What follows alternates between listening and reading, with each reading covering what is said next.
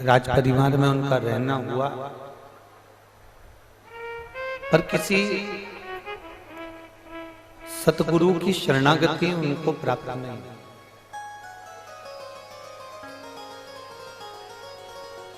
शिव महापुराण की कथा कहती है, भगवान शंकर का चरित्र कहता है, भगवान देवादिदेव महादेव का चरित्र वर्णन करता है, भगवान शिव का चरित्र वर्णन करता है कि पार्वती जी और माता सती, इन दोनों में सबसे बड़ा जो अंतर कल और हमने कथा में श्रवण किया था, उसमें सबसे बड़ा अंतर है कि सती जी की बाल्यावस्था से सती माता को कोई सत्संग नहीं मिला।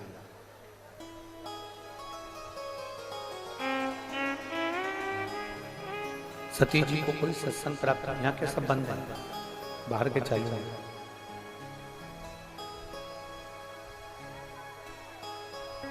माता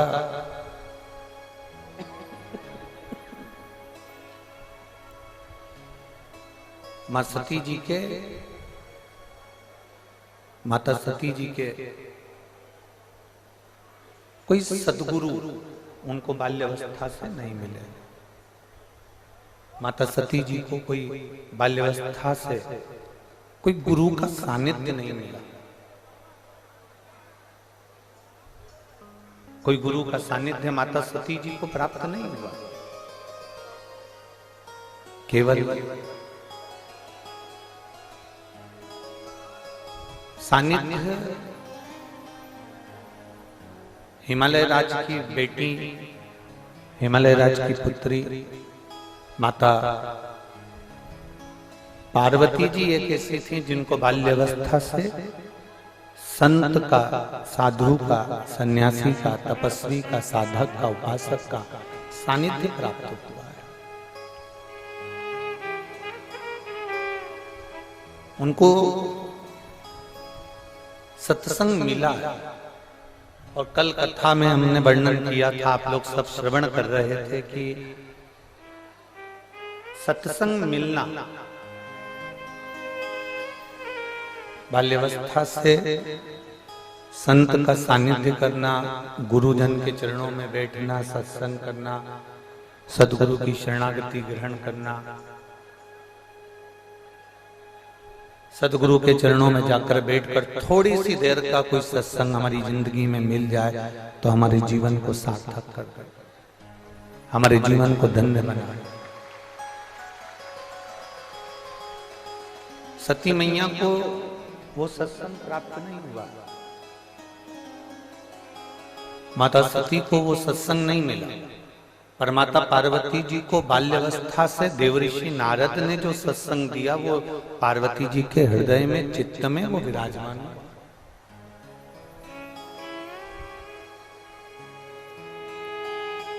हम एक बार कथा में पहले कहे हैं कि बच्चों को कार मत दिलाओ,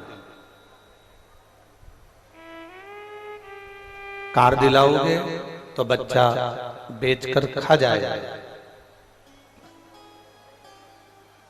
पर यदि बच्चों को आप और हमने संस्कार दे दिए तो ये पक्का है कि बच्चा कारों की लाइन अपने दरवाजे पर लगा ले।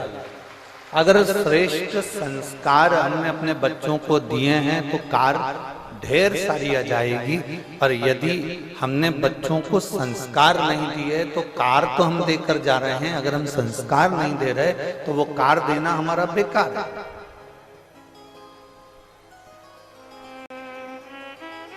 उसका कोई महत्व ही नहीं है, उसका कोई महत्व नहीं है,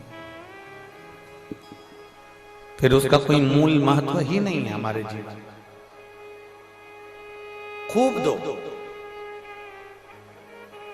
अपने बेटे को हम मना नहीं करेंगे, बेटा आपका है, आप जिंदा हो तो भी दोगे और मर जाओगे तो भी दोगे। बोलो सही है ना? कुशीनगर के जीजी हो, जिंदा हो तो भी अपने बहू बेटों को दोगे और मरने के बाद भी बहू बेटों को दोगे। कितना भी बहू से झगड़ा हो जाए पर जायदाद का हिस्सा तो उसके हक में है। तुम भले मुंह से कह दो कि मेरा बेटा नहीं मानूंगी मैं तुझको, या मेरी बहू नहीं मानूंगी तुझको, तो भी वो जायदाद का हिस्सा तो देना पड़ेगा। वो पीछे नहीं हट सकता।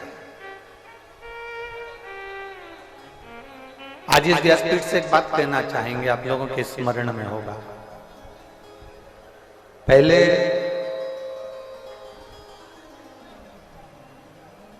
मुंह दिखाई होती थी शादी के बाद, अब इधर उत्तर प्रदेश में होती कि नहीं होती वो हमको नहीं। अब मुंह दिखाई होती थी तो उसमें कोई सोने की रकम देता है, कोई पायल देता है, कोई बिछुड़ी देता है, कोई चेन दे देता है, कोई अंगूठी दे देता है, कोई कोई सामान दे देता है, कोई कुछ सामग्री, कोई कुछ सामग्री मुंह दिखाई में दे देता है। इधर होती है कि नहीं होती है? जम के बोलो जरा, होता। पहले के समय में मुंह दिखाई होती थी, मतलब बहू का मुख देखने के लिए भी मोहल्ले की माताएं आती थी। सही है ना जी जी?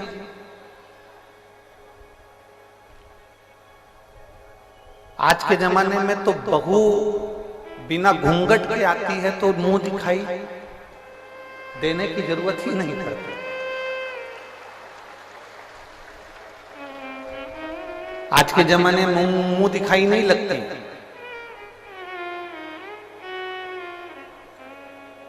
आज के जमाने में मुंह छुड़ाई लगती है। मुंह छुड़ाई से मतलब कोई ऐसी आ गई हमारे घर में कि इतना क्लेश मचा दिया, इतना क्लेश मचा दिया, इतना क्लेश मचा दिया कि 6 महीने में 1 साल 2 साल में उससे पीछा छुड़ाने के लिए जमीन बेचना पड़ी और 1 लाख 2 लाख 10 लाख देकर उससे मुंह छुड़ाना पड़ा। बोलो सही है? कोई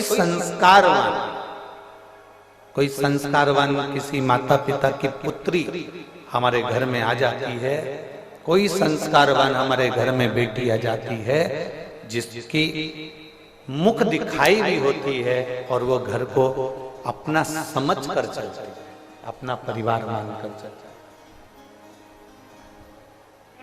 अपना घर मानकर चलती है, अपना परिवार मानकर चलती है, अपना मानकर चलती है।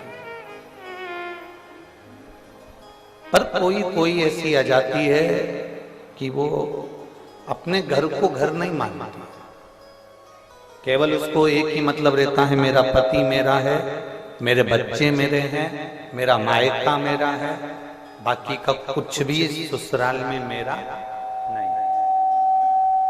ससुराल में मेरा कुछ भी नहीं, मेरा पति मेरा है, मेरे बच्चे मेरे हैं, और मेरा पति जो कमा रहा है, नौकरी कर रहा है, वो नौकरी का धन मेरा है, सब कुछ मेरा है।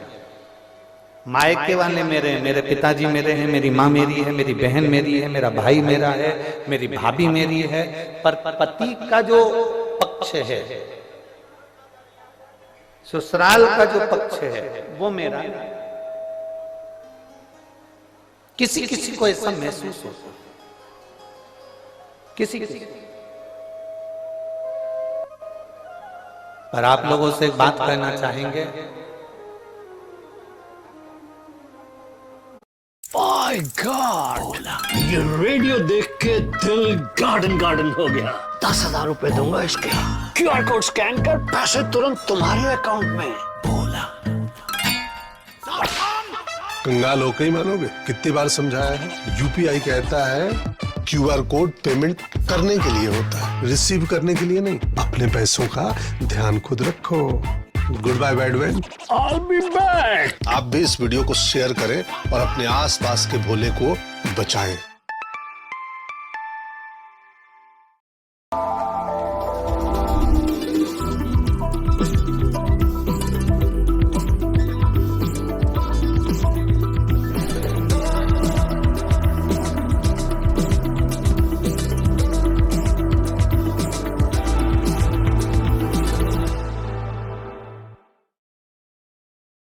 अब हम जा रहे हैं। शिव जी ने कहा कि तुमने मेरे ससुराल गए थे, हिमालय राज के घर पे गए थे, तो वहां भरपेट भोजन किया कि नहीं किया? सब ने कहा हमने भरपेट भोजन किया। मेरे ससुराल गए थे तो वहां पर तुम्हारी आव भगत हुई कि नहीं हुई? खूब हुई। मेरे ससुराल गए थे तो वहां तुम्हारा सत्कार हुआ कि नहीं हुआ? बहुत हुआ।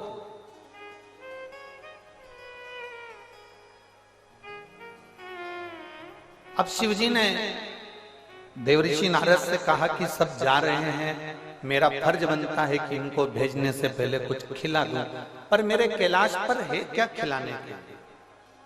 मेरे कैलाश पर कुछ भी नहीं है खिलाने के। आज भी कैलाश पर्वत की अगर आप यात्रा करने जाएंगे तो नीचे सब कुछ मिल सकता है, पर कैलाश पर कुछ भी नहीं मिलता।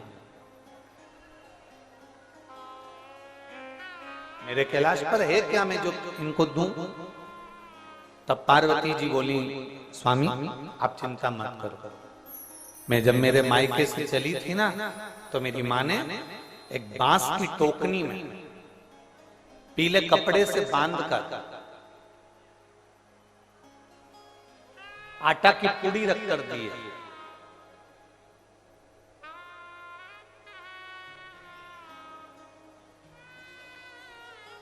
जितने गंगा तट के निवासी होते हैं, जितने सरयू तट के निवासी होते हैं, जितने नर्मदा तट के निवासी होते हैं, जितने गोमती तट के, गोदावरी तट के, जितने यमुना तट के निवासी होते हैं, जितने सरस्वती तट के निवासी होते हैं, जितने गंगा के घाट के निवासी हैं, जितने गंगा के किनारे के निवासी हैं, और जितने सरयू, मंदाकिनी, नर्मदा, कावेरी, गोदावरी, कृष्णा, इसके तट के जो निवासी होते हैं, ये सब शंकर जी की बनाई हुई परंपरा से चलते हैं।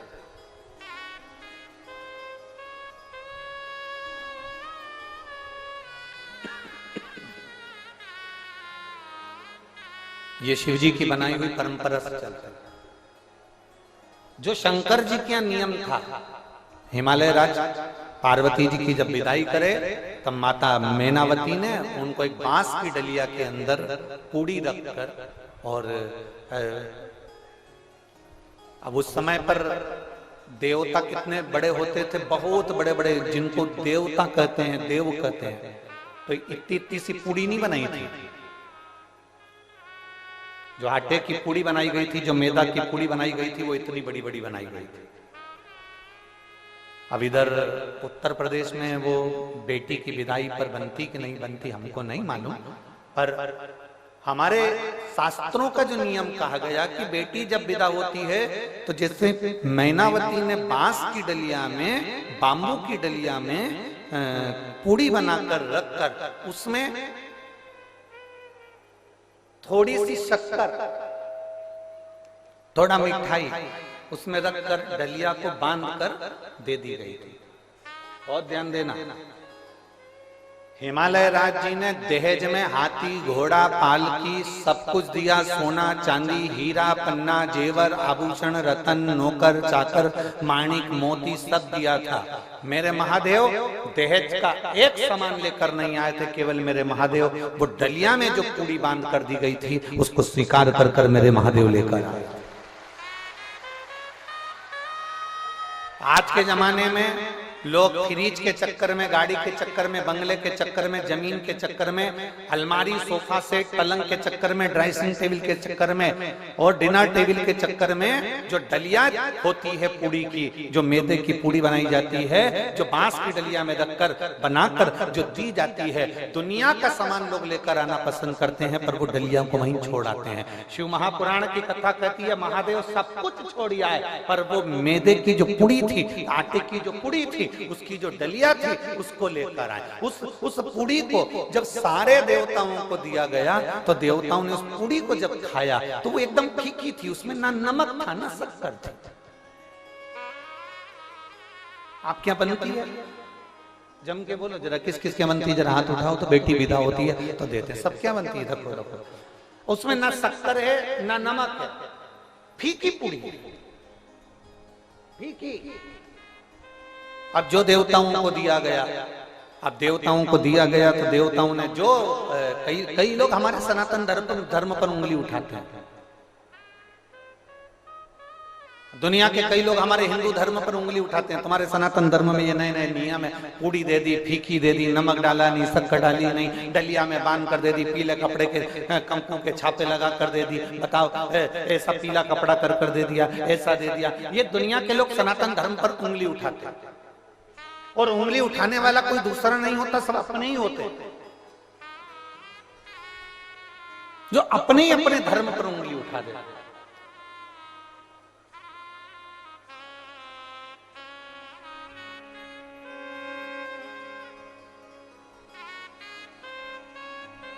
कहने वाला कहते रहेंगे, सनातन धर्म पर कोई दूसरा आक्षेप करने वाला, उंगली उठाने वाला नहीं होता, अपने ही उठाते। कोई तुमसे कहेगा श्री शिवाय नमस्तुभ्यम मत बोलो, क्यों भैया? तो कहे हो सकता है पाप लग जाए, क्यों भैया? गाली देने में पाप नहीं लगता, मंत्र बोलने में पाप लग जाए। फिर कोई महाराज आएगा कह देगा शंकर जी पे चढ़ा हुआ जल मत पियो, क्यों भैया? पाप लग जाएगा। दारू पीने में पाप नहीं लगता, शिव जी पे चढ़े हुए जल पीने में पाप लग जाता है। फिर कोई आएगा बेलपत्र चढ़ी हुई मत खाओ, क्यों? पाप लग जाएगा। हम कहते हैं मटन मच्छी खाने में पाप नहीं लगता, बेलपत्र खाने में पाप लग जाता है।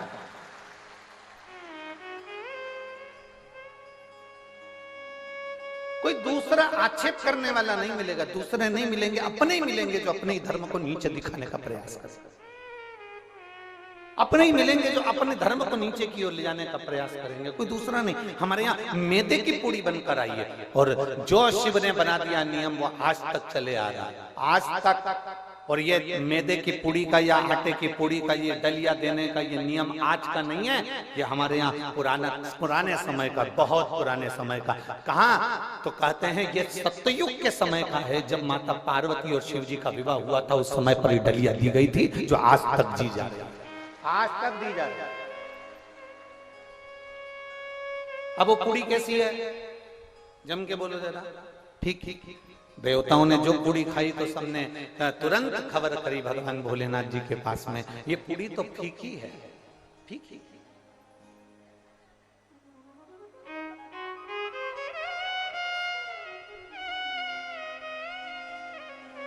इसमें ना शक्कर है, इसमें ना नमक है, ये पूर्ण तरह से फीकी, पूर्ण तरह।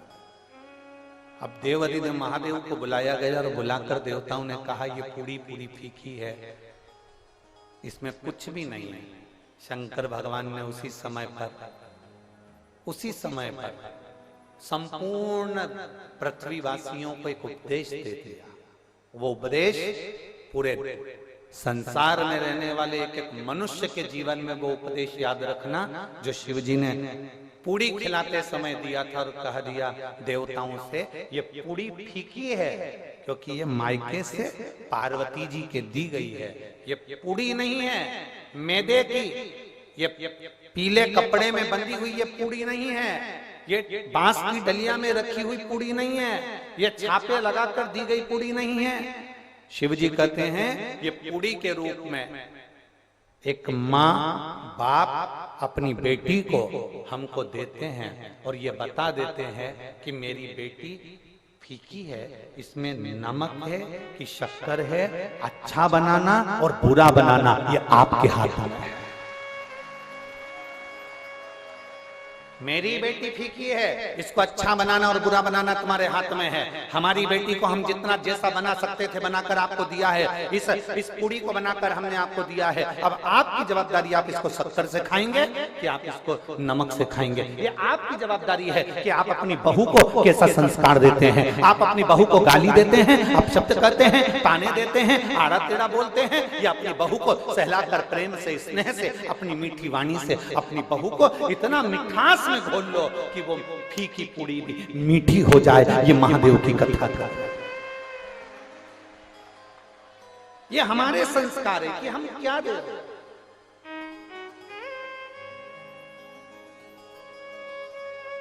ये हमारे संस्कार है कि हम क्या प्रदान कर रहे हैं।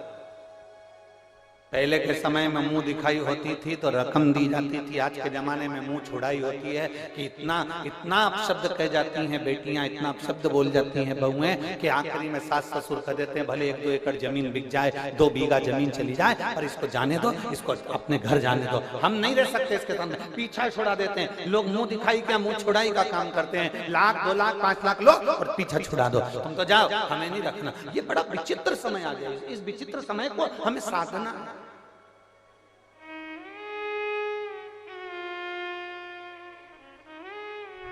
इस विचित्र समय को हमें साथ कर चलना।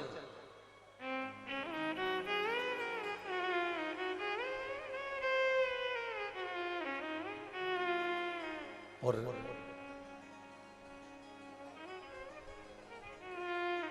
जिसने विचित्र समय को साध लिया, जिसने इस समय को साध लिया, वो संपूर्ण जीवन को साध लेता है, संपूर्ण जीवन।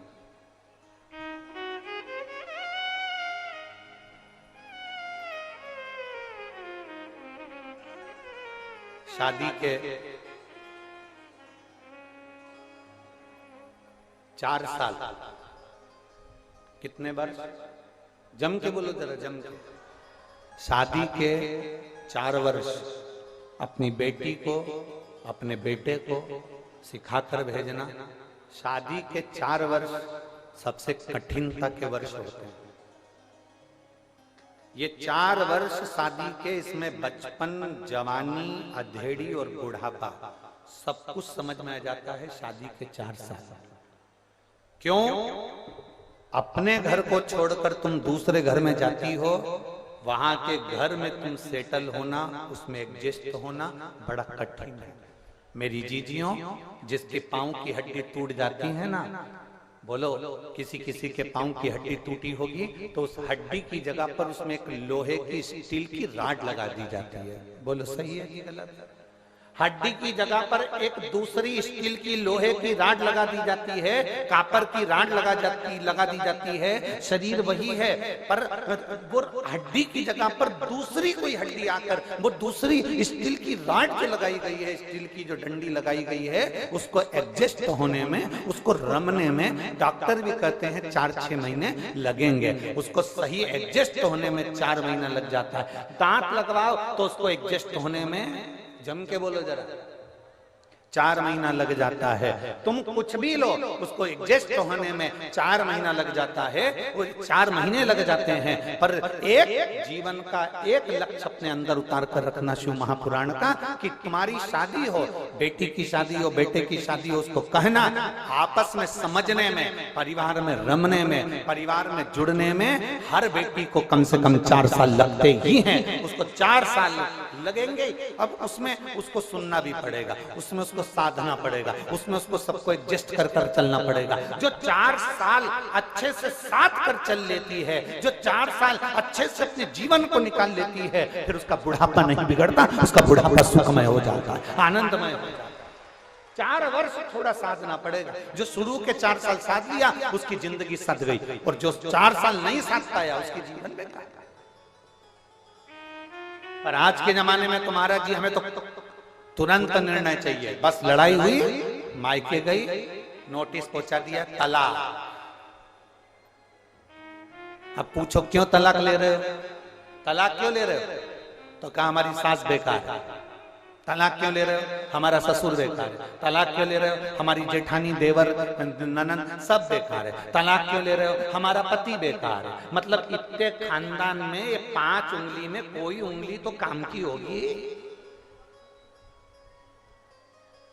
5 सदस्य घर में रह रहे हैं, उसमें से कोई तो अच्छा होगा। नहीं, मेरा पति बेकार, सास बेकार, ससुर बेकार, देवर बेकार, जेठ बेकार, और मेरी जेठानी बेकार, मेरी ननन बेकार, सब बेकार दिख रहे हैं, तो समझ लेना तुम्हारा चश्मा गड़बड़ है। काले कलर का चश्मा लगाकर तुम सोच रही हो सब पीले दिख जाएं।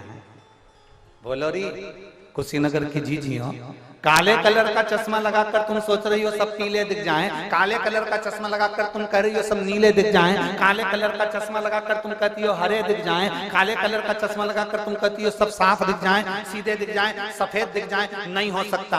अपना चश्मा चेंज करिए, मतलब गड़बड़ी अपने अंदर है। बुरा जो देखन में चला बुरा न मिलिया कोई, इसलिए अपने को साधना पड़ेगा। हमें ये भी बुरा लग रहा है, वो भी बुरा लग रहा है, वो भी बुरा लग रहा है, सारा संसार का आदमी बुरा लग रहा है, घर में रहने वाला बच्चा बुरा लग रहा है, जेठानी के बच्चे बुरे लग रहा है, देवरानी के बच्चे बुरे लग रहे हैं, ननन के बच्चे बुरे लग रहे हैं, तुम्हारे कमरे में आकर बैठ जाए तो तुम धुतकार के भगा दो, तो समझ लेना कि चश्मा हमारा गड़बड़ है, हमें चेंज करना पड़ेगा। चश्मे को नहीं, अपने दिल को, अपने मन को हमें चेंज करना पड़ेगा, तब हमको सब अच्छा नजर आना प्रारंभ होगा। कोई दूसरा नहीं, हमें अपने आप को बदलना पड़ेगा। और मत बुरे कर्म कर बंदे वरना पछताएगा, भगवान की आंखों से तू बच नहीं पाएगा, तू बच नहीं पाएगा। अरे ओ अज्ञानी मत कर नादानी, अरे ओ अज्ञानी मत कर नादानी। तेरे कर्म का फल भी तू ही पाएगा, जैसा किया तूने तेरे आगे आएगा। मत बुरे कर्म कर बंदे वरना पछताएगा, भगवान की आंखों से तू बच नहीं पाएगा, तू बच नहीं पाएगा।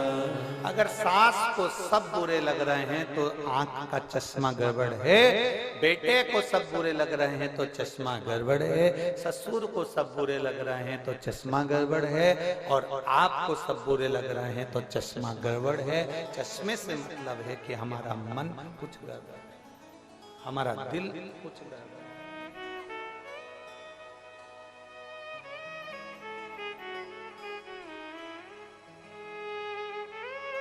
मुंह दिखाई होती थी, मुंह छुड़ाई नहीं, मुंह दिखाई होती थी, पीछा छुड़ाई नहीं, पीछा नहीं छुड़ा, मुख दिखाई। कितने प्रसन्नता होती है जब कोई बेटी आती है, अपना घर छोड़कर आई है बेटियां,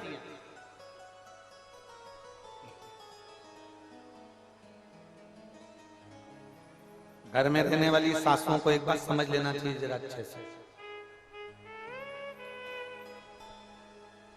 तुम भी आई थी तो तुमको भी एडजस्ट होने में समय लगा था, ये सासों को समझना चाहिए। और तुम्हारा समय दूसरा था और ये समय दूसरा है। आज के समय की पढ़ी लिखी लड़कियां अगर तुम्हारे घर में आ रही हैं तो थोड़ा सा तुमको संभल कर चलना पड़ेगा, हर चीज में टोकना बंद करना पड़ेगा, तब जाकर हमारा घर और परिवार ठीक तरह से चल पाएगा और उसको हम साथ पाएंगे। गया जमाना, वो जमाना गया जिस समय पर बहुएं डरती थीं। आज का जमाना बड़ा विचित्र है। कोई सास के पास में आकर कह देना, पहले डराते थे बच्चों को तो कहते थे बहू आया। आज के जमाने में सास को डराना हो तो कहते बहू आई, डर जाओ, कुत्ते में डर जाए।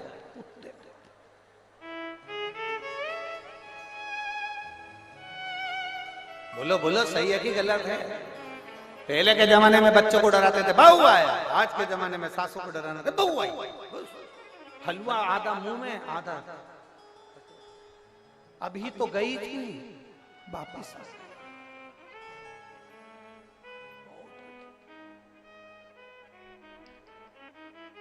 अब मेरा निवेदन मेरी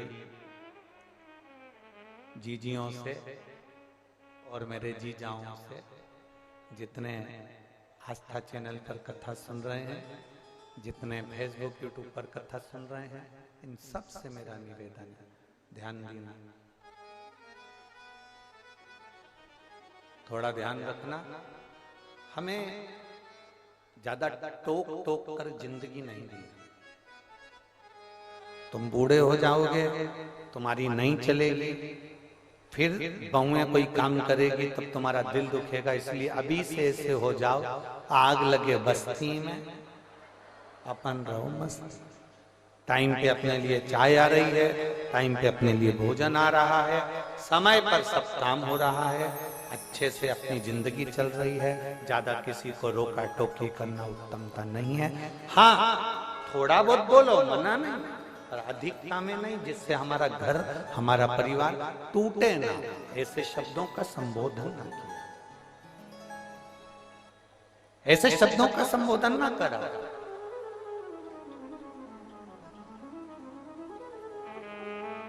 पहले कितने अच्छे अच्छे गाने चलते थे, फिल्मों में भी आते थे। 100 साल जिए हमारी, जम के तो बोलो जरा, 100 साल जिए हमारी सासू जी। आज के जमाने में तो प्रार्थना करके जाती हैं बेटियां, हम जाएं उससे पहले मर जाएं हमारी सासू जी। कितना विचित्र समय हो, कितना विचित्र। अरे पहले और अब में कितना अंतर आ गया, तो सोचो, विचारो।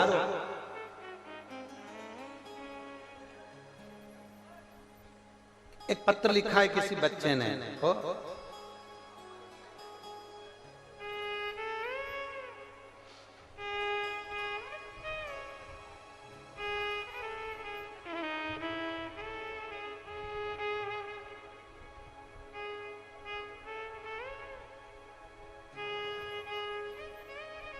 इसको और लिखने के लिए कोई कागज नहीं मिला, टिश्यू पेपर पे लिख के भेजा।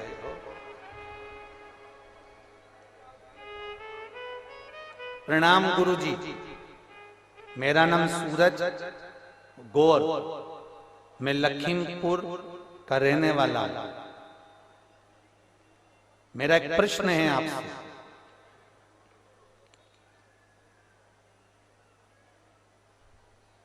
भगवान शंकर मंदिर में, शिवालय में ही रहते हैं, बाहर क्यों नहीं निकलते?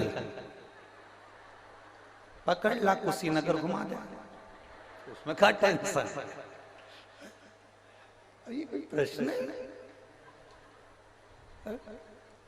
कहां बैठा है ये सूरज? चांद को भी पकड़ ला मेरे बेटा। प्रणाम गुरुजी, मेरा नाम सूरज गौर, मैं लखीमपुर का रहने वाला हूं। मेरा एक प्रश्न है कि भगवान शंकर मंदिर में, शिवालय में ही रहते हैं, बाहर क्यों नहीं आते? प्रणाम गुरुजी। अब ऐसा भयंकर प्रश्न करके प्रणाम करे तो क्या करे?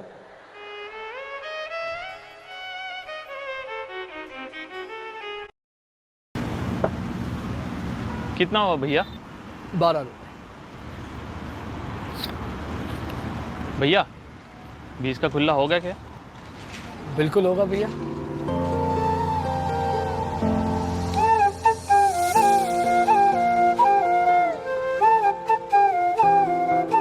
कैश नहीं, कैशलेस। डिजिटल इंडिया से हर गरीब हो रहा सशक्त। ये है मोदी की गारंटी।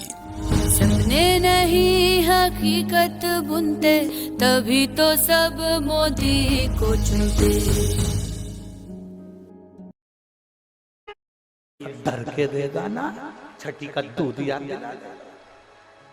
जरा सा किसी के साथ बेईमानी करोगे ना, वहीं चट्ट से देगा ना, 2 मिनट बेईमानी नहीं कर पाओगे। जरा सा कहीं गलत खा पी लिया, वहीं दोचा ना, कुछ गलत नहीं कर पाओगे। इसलिए उनको मंदिर में रहने दे, बाहर मत आने दे, नहीं तो तुनी पड़ जाएगा। बोलो री जीजिए, सही बात है कि गलत है? वो मंदिर के अंदर है इसलिए तुम बाहर झूठ बोल लेते हो, वो मंदिर के अंदर है इसलिए तुम बाहर पाप कर लेते हो, वो मंदिर के अंदर है इसलिए तुम बाहर छल कर लेते हो, वो मंदिर के अंदर है इसलिए तुम बाहर कपट कर लेते हो, वो मंदिर के अंदर है इसलिए तुम बाहर बेईमानी कर लेते हो, वो मंदिर के अंदर है इसलिए तुम चोरी भी कर लेते हो। अगर वो मंदिर से बाहर निकल गया तो तुम्हारी जिंदगी सही नहीं, वो दोच के सही। जैसे बच्चा जब तक अकेला पढ़ता है, एकदम फुल एंजॉय के साथ पढ़ता है, पढ़ गया, सो गया, खाता पीता पढ़ रहा है। और मम्मी के सामने पढ़ के बता, मम्मी दो रख के बोल ए फोर एप्पल, मैं भी तकलीफ बोला, फिर मारा। बच्चा स्वतंत्र है, तब तक वो अच्छे से घूम रहा है, पढ़ रहा है, खा रहा है, पी रहा है, पढ़ते पढ़ते सब एंजॉय कर रहा है। पर मम्मी के सामने, पापा के सामने बैठ गया पढ़ने के लिए, फिर मम्मी पापा के सामने कोई हरकत करेगा क्या? जम के बोलो रही कुशीनगर की दीजिए करेगा? मम्मी पापा के सामने बच्चा कोई हरकत नहीं कर सकता, अकेला रहेगा तो हरकत कर सकता है। उसी तरह शंकर हमारे माँ बाप हैं, अगर वो बाहर आ गए तो हम कोई हरकत नहीं कर सकते।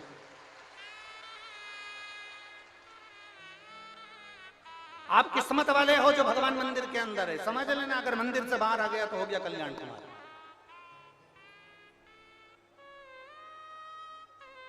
अब तुम रोज मंदिर जाया करो, लोटा भर जल चढ़ा के, सूरज चांद, सूरज गौर लखीमपुर, तुम रोज भगवान को मंदिर में जल चढ़ाने जाया करो तो धन्यवाद देकर आना। धन्यवाद तुम यहीं रहना, प्लीज बाहर मत निकल प्लीज, क्योंकि मैं झूठ नहीं बोल पाऊंगा, मैं कपट नहीं कर पाऊंगा, मैं बेईमानी नहीं कर पाऊंगा, मैं छल नहीं कर पाऊंगा। और सूरज एक बात और कहना चाहूंगा, भगवान ऐसी कोई जगह नहीं है जहां मेरा भोलेनाथ नहीं है। कंकर कंकर में शंकर, कंकर कंकर में शंकर है, वो सब दूर है, सब हम उसको मानते हैं कि मंदिर के अंदर है, केवल तुम्हारे लिए मंदिर के अंदर है कि तुम अच्छे से अपनी जिंदगी जी लो। कितना मोबाइल पर रोज झूठ बोलते हो, कितना कपट करते हो, कितनी बेईमानी करते हो, दुकानों में बैठकर कितना। एक बार रामचरितमानस का संवाद है, हनुमान जी महाराज अयोध्या में आ गए, राम जी का राज्य स्थापित हो गया, राम जी राजा बनकर बैठ गए, हनुमान जी बाजार में घूम रहे थे अयोध्या के। एक कपड़े की दुकान वाले ने हनुमान जी को बुलाया, इधर हनुमान। हनुमान जी चले गए, क्या हुआ? हनुमान जी ने पूछा क्या बात है? कपड़े की दुकान वाले ने कहा क्यों तूने, हमने सुना है तुमने लंका जला दी थी ऊंच से। हनुमान जी बोले हाँ। कपड़े के व्यापारी ने पूछा ये बताओ कि तुमने कैसे जलाई थी? हनुमान जी ने बोला उन्होंने मेरी पूंछ में कपड़ा बांधा, तेल डाला, आग लगाई, मैंने जला। फिर दूसरा आ गया, जलाई कैसे थी? हनुमान जी ने कहा पूंछ में कपड़ा बांधा, तेल डाला, आग लगाई, जला।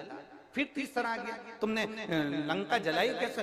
4-6 दिन तक 8 दिन तक हनुमान जी के प्राण खा गए, ऐसे बोलते रहे लंका कैसे जलाई। हनुमान जी बोले पूंछ में उन्होंने कपड़ा बांधा, तेल डाला, आग लगाई।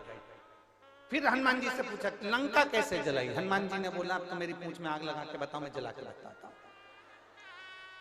अब सारे कपड़े वालों ने मिलकर हनुमान जी की पूंछ में कपड़ा बांधा, तेल डाला, आग लगाई तो हनुमान जी सब कपड़े की दुकान में घुस गए, सब में लगाया। अब सब में आग लगा के जैसे ही आए सारे कपड़ा व्यापारी राम जी के पास अयोध्या में पहुंच गए। राघव जी की जय हो, राम जी की जय हो, खूब रोते बिलखते पहुंचे, प्रभु प्रभु प्रभु निर्णय कर दीजिए। हनुमान जी के, राम जी ने पूछा हुआ क्या? कुछ नहीं हुआ, हमने हनुमान जी से पूछा था कि तुमने लंका कैसे जलाई। हनुमान जी ने अपनी पूंछ में आग लगाकर हमारी कपड़े की दुकान जला दी। हनुमान जी को बुलाया, हनुमान तुमने ऐसा क्यों करा? हनुमान जी बोले मेरे से रोज पूछते थे कि लंका कैसे जलाई, कैसे जलाई। मैंने कहा आग लगाओ, मैं जला के बता देता हूँ। तो इनकी दुकान क्या लंका थी? हनुमान जी बोले लंका से कम नहीं थी, 1 रुपए की चीज 10 रुपए में बेचते थे, इसलिए लंका से कम नहीं थी, आग लगा दी।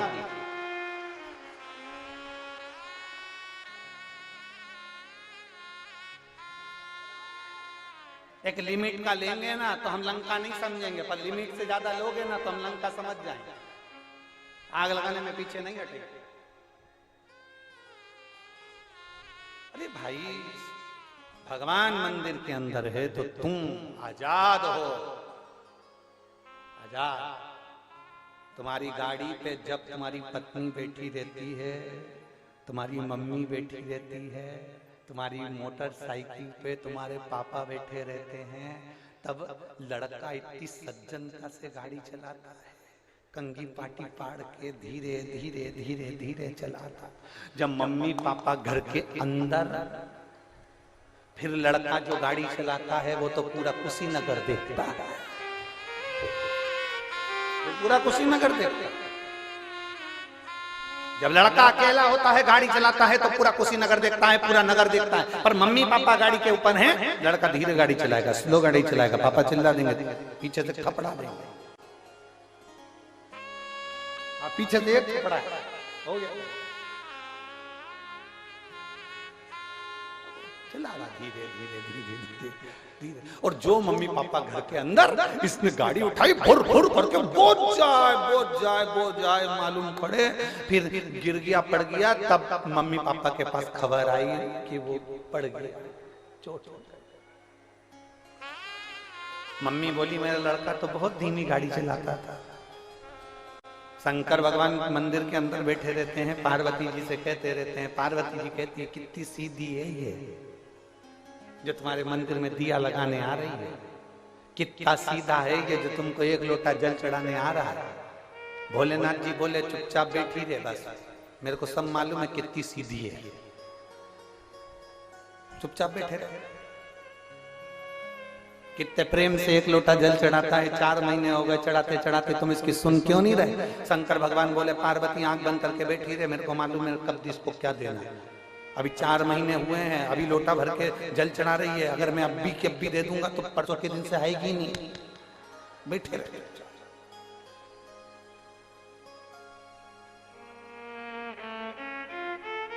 आप आए नहीं और सुबह हो गई, मेरी पूजा की थाली धरी थी, धरी रह गई। क्यों नहीं आते?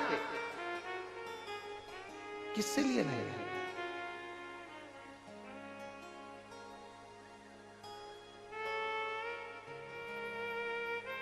हम उसको पुकारे हैं और वो ना आए, तो बेटा सूरज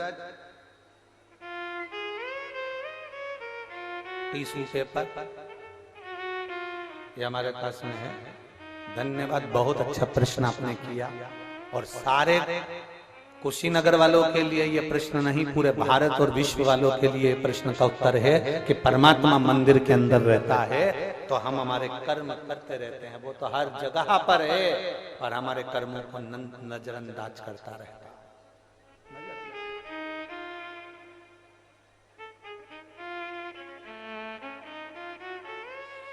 वो बैठा है मौन होकर, इसलिए तुम गाड़ी भी तेज दौड़ा रहे हो। वो बैठा है मौन होकर, कर्म करेंगे।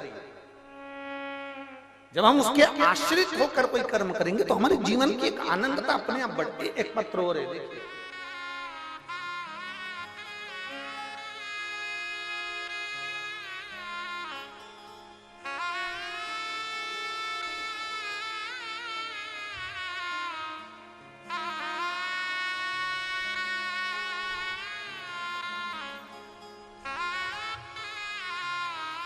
मैं गीता देवी, पति का नाम श्री नागेश्वर तिवारी, गोरखपुर की निवासी हूँ। कहीं बैठी हूँ गीता देवी तो हाथ हिला सकती हूँ।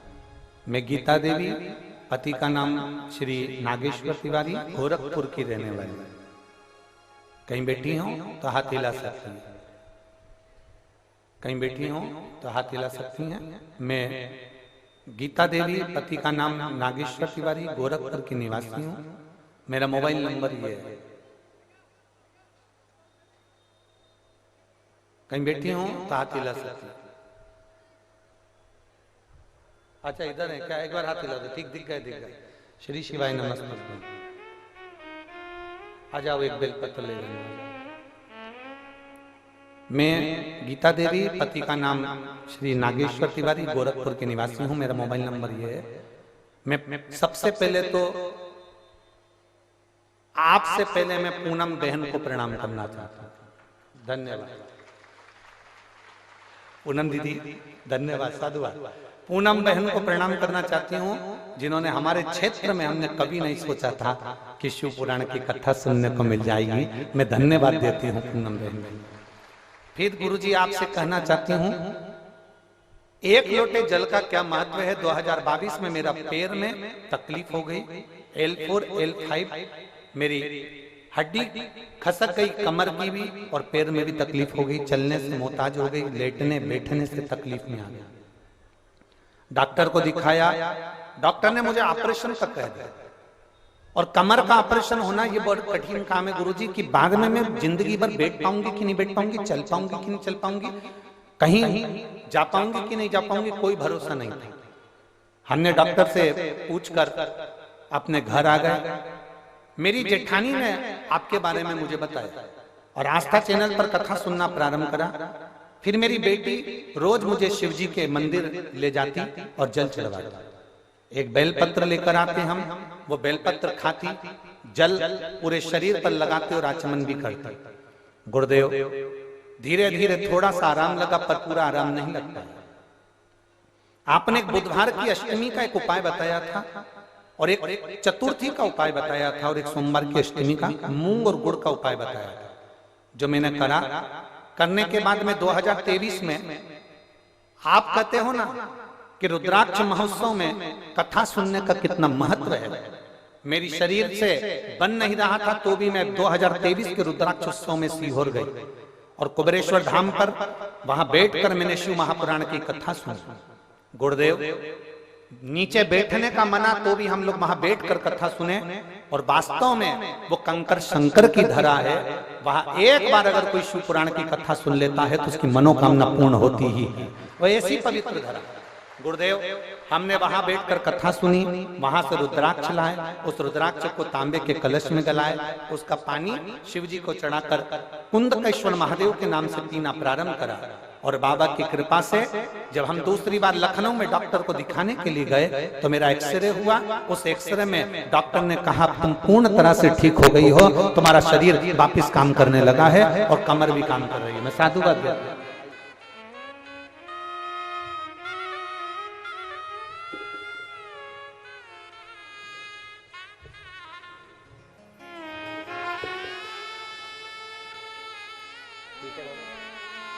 खुश होइए, आंसू पोछो, आंसू पोछो।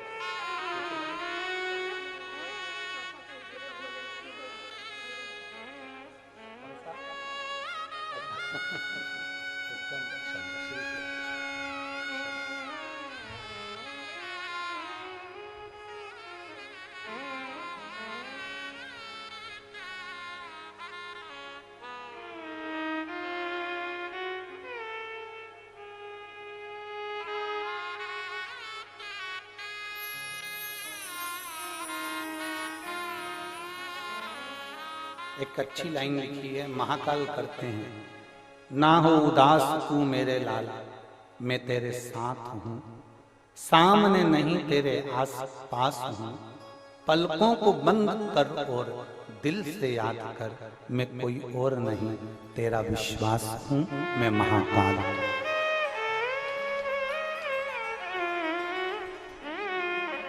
शिव तत्व संभव हो गए।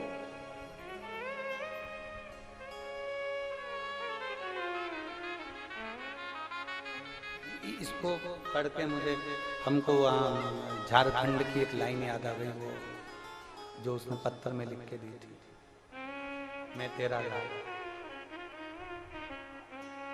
तू मेरा बाबा, मैं तेरा।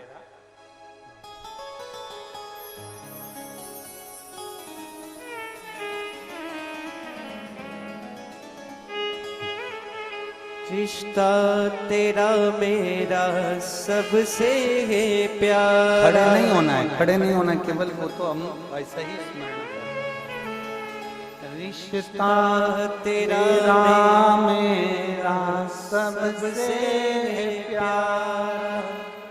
आप भी बोलिए, रिश्ता तेरा मेरा सबसे प्यारा, तू मैं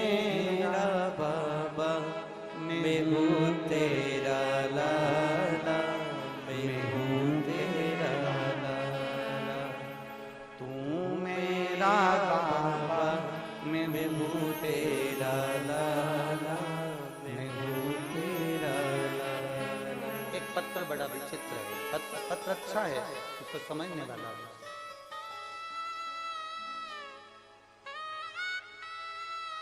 मेरा नाम सीता शर्मा है, मैं जिला गोपालगंज की रहने वाली हूँ। मेरा नंबर ये है, मोबाइल नंबर।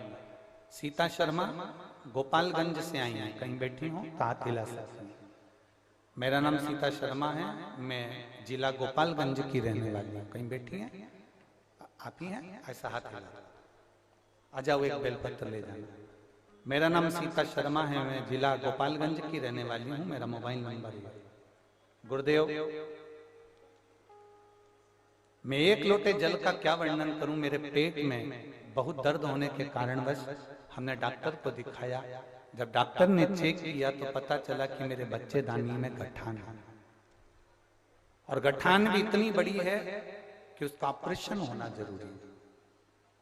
डॉक्टर ने जल्द ही ऑपरेशन का बोला। मेरे घर वाले चिंता में पड़ गए, गुरुदेव मेरा 3 बच्चे हैं और 5 साल पहले मेरे पति हार्ट अटैक के कारण नहीं रहे। मैं अकेली मेरे बच्चों के लिए हूं और बच्चे मेरे लिए। गुरुदेव बहुत परेशान हूं। एक बच्चा तो बहुत छोटा है और डॉक्टर कह रहे हैं कि ये गठान कोई साधारण सी नहीं है, इसका ऑपरेशन होगा और जांच के लिए जाएगी। इतना हमारे पास में धन भी नहीं गुरुदेव, हम किससे कहें? कौन और कहें ऑपरेशन करा भी लें और गठान चली भी जाए और बीमारी आ भी जाए तो संभालेगा कौन? बच्चे छोटे छोटे हैं गुरुदेव। अब मैं किसके आगे कहूं? हम जिस डॉक्टर के यहाँ दिखाने गए उसी के कंपाउंडर ने, उसी के बाहर बैठे हुए एक व्यक्ति ने कहा, जीजी आप एक काम करो, टीवी पर कथा आती है, हम लोग मोबाइल पर सुनते हैं, आप उस महाराज को तो सुनो एक बार। हमने पहली बार आस्था चैनल पर आपको सुना। गुरुदेव आपके कहने से जल चढ़ाना प्रारंभ करा। बाबा से बिना तेरा मेरा सबसे प्यारा रिश्ता तेरा मेरा सबसे है प्यारा। तू मेरा बाबा मैं हूँ तेरा लाला, मैं हूँ तेरा लाला। तू मेरा बाबा मैं हूँ तेरा लाला, मैं हूँ तेरा लाला। ज्यादा परेशान अब तो ठीक है ना बेटा? रो मत, अच्छे खुश खुश जाओ, अच्छे बिल्कुल खुश हुआ करो। ठीक है, जो होना है भाग्य का वो तो बाबा ने लिखा हुआ, ठीक है। अब तो ठीक हो गई ना? बच्चों को देखो और आना। अरे तू मेरा बाबा मैं हूँ तेरा लाला, मैं हूँ तेरा लाला। इस पत्र में इस बहन ने एक लाइन लिखी, गुरुजी मेरे पति तो चले गए 5 साल पहले, मेरे छोटे छोटे बच्चों को कौन रखता, कौन संभालता? पर शिव पर छोड़, शंकर पर सब छोड़। मेरी बहनों फिर कहूंगा, ये शिव पुराण की कथा केवल शिव पुराण की कथा नहीं। इसको केवल हल्के में मत लेना। जो कुशीनगर के लोग भक्त जो आ गए उन्होंने तो इस औषधि को ले लिया, जो आ गए उन्होंने तो बाबा से झोली भर ली, पर जो कथा के मंडप तक भी नहीं पहुंच पाए वो बाद में सोचेंगे कि हमारे कुशीनगर में कथा हुई थी और हम नहीं जा पाए। बाद में समझना,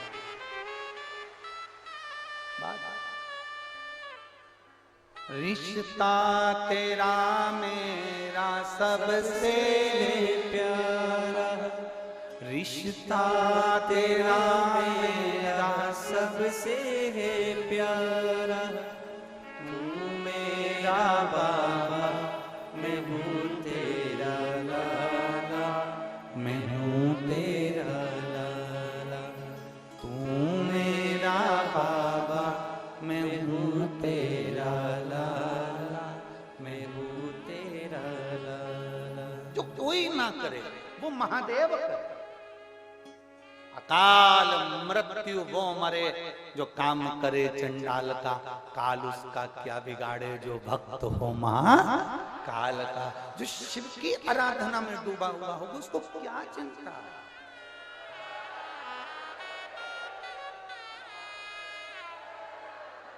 जो शंकर की आराधना में डूबा उसको क्या चिंता करना भाई, उसको क्या चिंता? बोल बम का नारा है बाबा, हम उसके आश्रित हो गए, हम उसके भरोसे। हम कहेंगे इतना सभी दुख आपकी जिंदगी में आए ना, आप लोटा भरकर शिव के मंदिर जाओ, जाओ शिव के मंदिर। कई लोग कहते हैं दुख आए तब मंदिर जाओ, ना ना ना। कोरोना का वैक्सीन लगवा लो, कोरोना से बचे रहो। बचपन में 3 महीना 2 महीने का बच्चा होता है, उसको टीके लगते हैं, तो माँ बोलती है इसको भी कोई बीमारी नहीं, मत लगाओ। नहीं नहीं, अभी के लिए नहीं, बाद में काम आएगा। अभी टीका लग गया तो बाद में काम आएगा, अभी वैक्सीन लग गई तो बाद में काम आएगा। उसी तरह तुम अभी से अगर शंकर के मंदिर में 1 लोटा जल चढ़ाना प्रारंभ करोगे तो बाद तक काम आएगा। अभी ठीक है, अपनी जगह पर है, बाद तक काम आएगा, आज नहीं।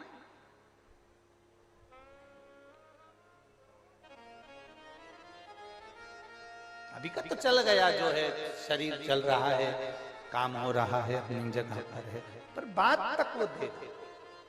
सारी समस्या का हल आप चढ़ाएंगे, वो बाद तक काम आएगा, आज नहीं। आप आचमन कर रहे हैं, बाद तक काम आएगा, आज नहीं। आप बेलपत्र ले रहे हैं, बाद तक काम।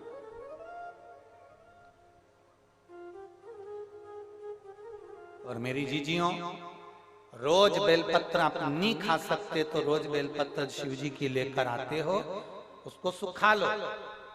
शंकर जी पे चढ़ी हुई बेलपत्र उठाकर सुखा लो, सूख जाए जब चूड़ा बना लो। चूड़ा बनाने के बाद में, क्योंकि सादी बेलपत्र कोई कोई खाता है तो मुंह में छार छार हो जाता है, किसी किसी के खाने में छाले पड़ जाते हैं कि हमसे नहीं खाते बन रहा, मत खाओ, उसका चूड़ा बना के रखो। हफ्ते 2 हफ्ते में चुटकी भर के जरा सा चूड़ा भी अगर तुमने खा लिया, जिंदगी में बीपी और शुगर और थायराइड नहीं हो सकता। बीपी, शुगर और थायराइड नहीं हो सकता। और जितने शुगर के पेशेंट बैठे हैं यहाँ पर और जितने बीपी के पेशेंट बैठे हैं, मैं उनसे भी कहूंगा, जो कहता है मेरा शुगर ऊपर नीचे हो रहा है, हम उनसे कहेंगे दिन में 3 बार तुम बाबा जी की बेलपत्र उठाकर खाइए। शिव जी पे चढ़ी हुई बेलपत्र शंकर से कुंदकेश्वर महादेव के नाम से उठाकर खाओ, और दूसरे दिन ही तुम जांच कराओ तुम्हारी शुगर लेवल में आती कि नहीं आती, बताना जरूर। हम भी यही हैं, कुशीनगर में अभी कहीं गए नहीं है, आज 4था दिन है, 3 दिन यही है, कहीं नहीं जाने वाले, यहीं पर 3 दिन और आप करो सेवन कुंदकेश्वर महादेव के नाम से बेलपत्र खाकर, और फिर जांच कराओ और रिपोर्ट हमको भी दिखाओ। क्यों? एक पत्र आया है, इसमें उन्होंने पूरी रिपोर्ट तक लगाई है। इसमें उन्होंने पूरी रिपोर्ट, कम से कम लगभग 60-70 पेज की पूरी रिपोर्ट लगाई है। और इसमें एक उन्होंने डॉक्टर की लिस्ट भी लगाई, जिस डॉक्टर ने कह दिया था कि तुमको कभी जिंदगी में बच्चे नहीं हो सकते, क्योंकि तुम्हारे पति और पत्नी में दोनों में ही ऐसा है कि दोनों को बच्चे नहीं हो सकते। उसने पूरी रिपोर्ट लगाई, पत्र में भी लिखा कि संतान नहीं हो सकता। ये पत्र है, मेरा नाम कविता देवी, पति का नाम श्री विजय सिंह, ग्राम प्राणतपराय, प्राणतपराय, देख लेना। कुशीनगर मेरा घर है, कुबेरस्थान, प्राणतपरा कुबेरस्थान, कुशीनगर मेरा घर है। कहीं बैठी हैं का? कविता देवी, पति का नाम श्री विजय सिंह। कहीं बैठे हो तो हाथ हिला सकते हैं, अगर कहीं बैठी हो तो हाथ हिला सकती हैं। कविता देवी, विजय सिंह बैठे हैं, हाथ हिलाओ जरा, हमें दिख जाओगे। हाँ ठीक है, दिख गए। श्री शिवाय नमस्ते। बच्चा आया है क्या साथ में? नहीं आया? आया है? हाँ लिया, उसको लिया। मेरा नाम कविता देवी है, पति का नाम विजय सिंह है। 1 लोटे जल का वर्णन करना चाहती हूँ, और पूरी रिपोर्ट मैंने डॉक्टर की लगाई है, जिसमें डॉक्टर ने साफ मना कर दिया था कि संतान नहीं हो सकता। गुरुदी, हमने 1 साल 2 साल 3 साल ऐसे इंतजार करते कई साल निकाल दिए। 5-6 साल से हमने टेस्ट बेबी भी करवाया, पर संतान का सुख नहीं आया। डॉक्टर के हिसाब से हम दोनों के ब्लड का ग्रुप 1 होने के कारणवश या कोई समस्या डॉक्टर ने बताई, जिसके कारणवश हमें दोनों को संतान का सुख नहीं हो सकता। तब किसी ने फेसबुक पर आपकी क्लिप भेजी शिव पुराण की, और उस क्लिप को हमने सुना, और दीपावली के दिन ही हमने पहली बार नियम बना लिया कि हमको 10 साल हो गए हैं औलाद नहीं हुई है, तो हम आज से नियम बनाते हैं कि शिव जी के मंदिर में जल चढ़ाएंगे और उसको पिएंगे। हमने शंकर जी के मंदिर में जल चढ़ाकर पीना प्रारंभ करा। पति पत्नी ने सफेद आंकड़े की जड़ का प्रयोग किया, सफेद आंकड़े की जड़ का प्रयोग करा और बाबा की पशुपतिनाथ का व्रत किया। बाबा की कृपा से सब लोग कहते थे, जब डॉक्टर ने मना कर दिया तुम्हारी रिपोर्टें ठीक नहीं है तो तुम्हें संतान नहीं होगी, पर बाबा की कृपा, आपका रुद्राक्ष महोत्सव जब सीहोर में चल रहा था, हम वहां पर पहुंच गए और रुद्राक्ष उत्सव में हम 2023 में जब सीहोर में पहुंचे रुद्राक्ष उत्सव में, वहां इतनी भीड़ थी, इतनी गर्दी थी कि हम अंदर नहीं जा पाए। पर आपकी भूमि तक हम पहुंचकर हमने वहां बैठकर आपकी शिव महापुराण की कथा सुनी। गुरुदेव, कुबेरेश्वर धाम की जमीन पर बैठकर कथा सुनना कोई साधारण बात नहीं है। जो मांगते हैं वो बाबा देता है। हम 2 दिन वहां रुके, हमने वहां कथा श्रवण करी और वहां से आने के बाद हम बाबा से जब विनती कर कर आए और आने के बाद बाबा की कृपा से मेरा गर्भ ठहर गया, गर्भ ठहरा और बाबा की कृपा से आज मेरे को जो डॉक्टरों ने मना करा था वो भी आश्चर्य में पड़ गए। मेरे यहाँ पर 10 साल के बाद संतान का सुख हुआ है। मैं बाबा को प्रणाम करने के लिए ये सारी रिपोर्टें में लगा सारी। ये शिव तत्व ओघड़ी, शंभु, त्रिकालदर्शी, कैलाशी, अविनाशी शिव है, वो साधारण नहीं है। और तेरी कृपा बिना ना हिले एक भी लेते हैं श्वास, तेरी कृपा से तनु तनु। हे गंगाधार मुक्ति द्वार ओंकार तू, भोले ओंकार तू, आयो शरण तिहारी शंभु तार तार। क्या देगा, कैसे देगा, कब देगा, उसके ऊपर निर्भर करता। हम यहां तक कहते हैं, आप अपने घर से आते हो ना, 2 बोतल पानी लेकर आया करो। 1 बोतल पानी दूसरे के लिए, 1 बोतल अपने लिए। आप घर से आते हो, 2 रोटी ज्यादा बनाओ, 2 पराठे ज्यादा बनाओ, पराठे में थोड़ा सा अचार रखकर अपने पास में जो शिव भक्त बाहर से कथा सुनने के लिए उसी नगर आए, उसके पास में बैठकर उसको 2 रोटी का पुंगा बनाकर वो पराठे रखकर दे दो। हम बाजार से नहीं ले सकते, हमारे घर से तो 2 ज्यादा ला सकते हैं, देव। और किसी को यहाँ शिव महापुराण में किसी को पानी पिलाना, मुख झूठा कराना, बैठकर शिव पुराण की कथा सुनना, उसका फल क्या होता है। एक इतनी बड़ी डायरी लेकर उसमें लिख के रखना कि मैंने किसी को 5 तारीख को, 10 तारीख को, 15 तारीख को, या मैंने 16 तारीख को, 17 तारीख को किसी को 2 पराठे खिलाए। उसका 3 महीने इंतजार करना कि मेरा बाबा तुझे किस जगह पर, किस घड़ी पर क्या प्रदान करता है, क्या देगा वो उसको निर्भर करता है। तुमने किसी का मुंह झूठा कराया, किसी को पानी पिलाया, ये शिव भक्त बार बार कुशीनगर में नहीं आ सकते। कुशीनगर में ये शिव भक्त इकट्ठे नहीं हो सकते। ये तो बाबा की कृपा से एकत्रित हुए, मौका मिला हमें सेवा।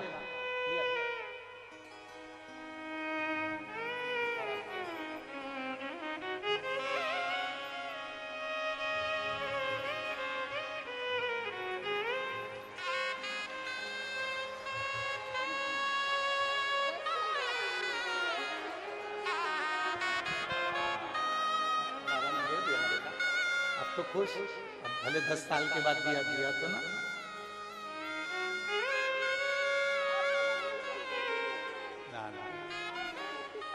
बाबा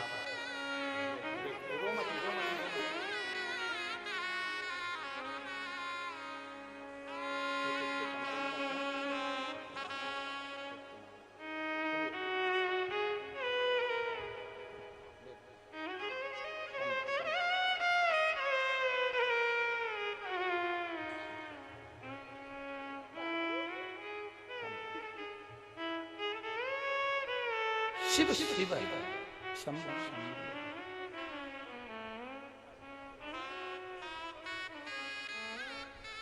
और खाली ना जाता कोई दर से तुम्हारे, खाली न जाता कोई दर से तुम्हारे।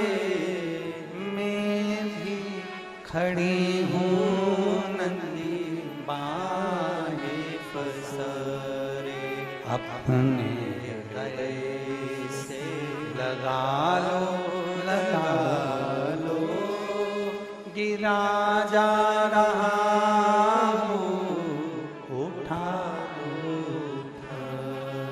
भोले अपने दर से अब तो न टालो गिरा जा रहा हूँ उठा लो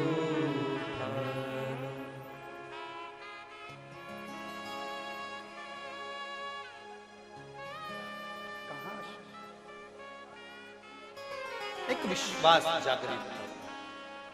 पार्वती जी पहुंची हैं कैलाश पर।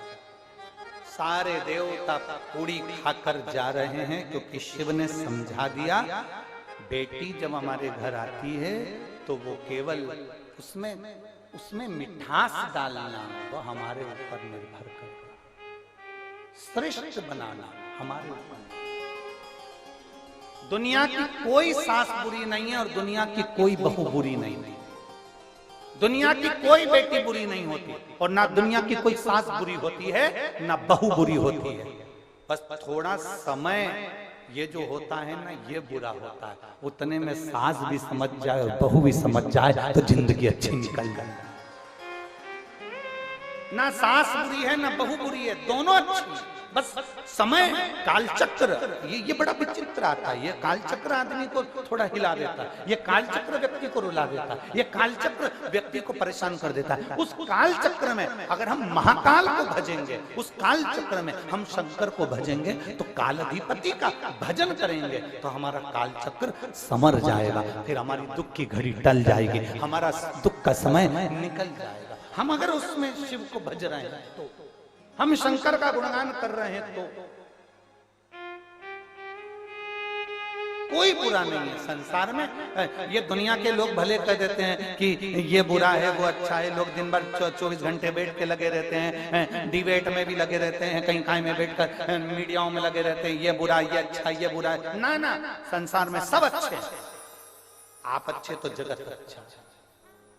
बुरा जो देखन में चला बुरा न मिल गया। बुरा कौन था? आप और हम स्वयं जो गंदगी देख रहे हैं, जो अच्छा ही नहीं देख पा रहे, जो अपनी दृष्टि से कुछ श्रेष्ठ नहीं देख पा रहे। अच्छा देखेंगे अच्छा मिलेगा।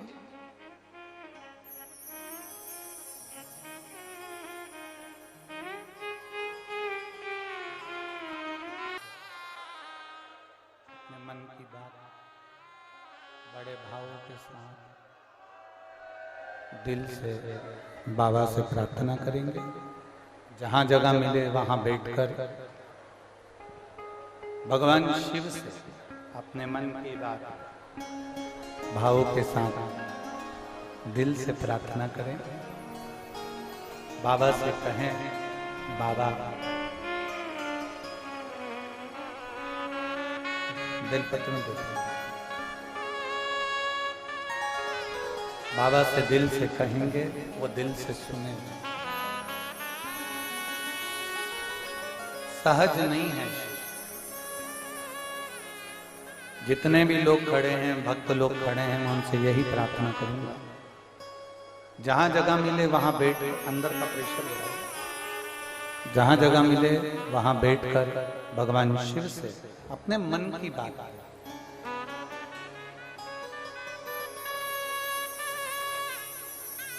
जहां जगह आप हमारे साथ में दिल से बोलिए, मंत्र का स्मरण करते हुए, जाप करते हुए, निवेदन करते हुए, भाव से प्रार्थना करते हुए, दिल से बाबा से नमन निवेदन करते हुए, श्री शिवाय नमस्तुभ्यं, श्री शिवाय नमस्तुभ्यं, श्री शिवाय नमस्तुभ्यं, श्री शिवाय नमस्तुभ्यं,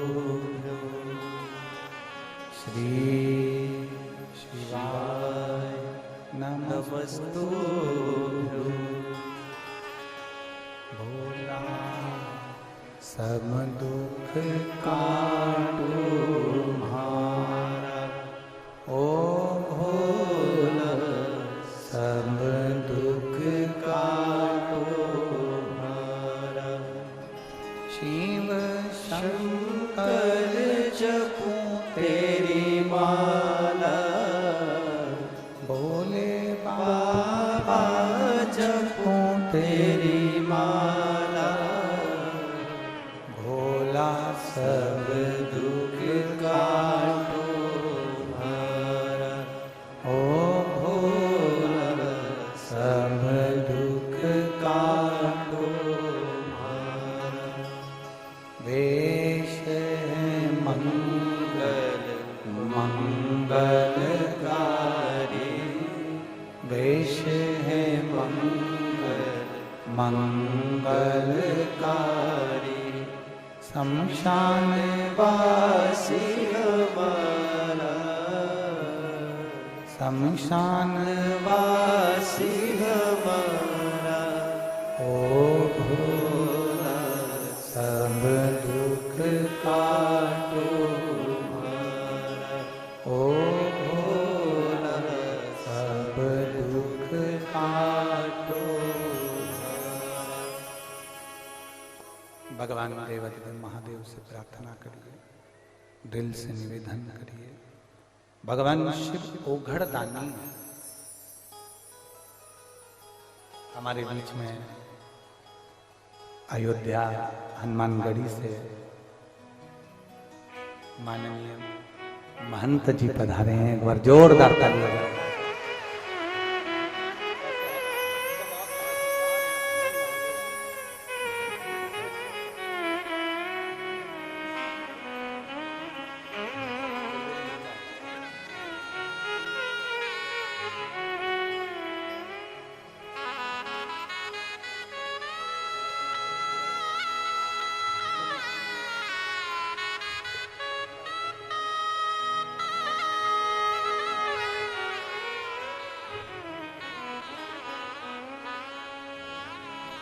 शिव कथा कर भगवान शंकर का संवाद कर रहा है।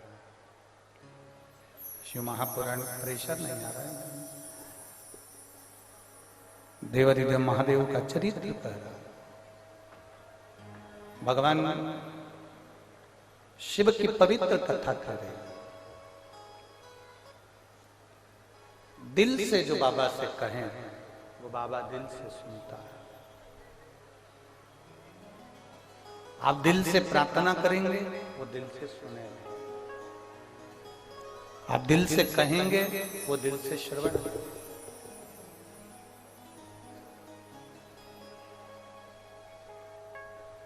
पंडाल में बैठकर करी गई प्रार्थना, शिव महापुराण की साक्षी में करी गई प्रार्थना कभी खाली नहीं गई, कभी भी। और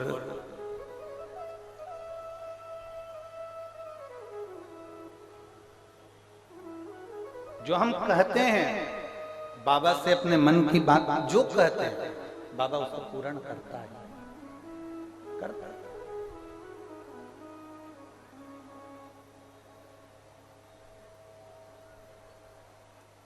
आप और हम सब भगवान शिव की पवित्र कथा का लाभ ले रहे हैं। और कितना आनंद का विषय है कि हमारी इस पवित्र कथा के अंतर्गत, देवाधिदेव महादेव की कथा के अंतर्गत पूज्य महाराज जी का आगमन, हनुमानगढ़ी अयोध्या से आना, स्वयं हनुमान जी ही इस कथा का लाभ लेने के लिए पधारे।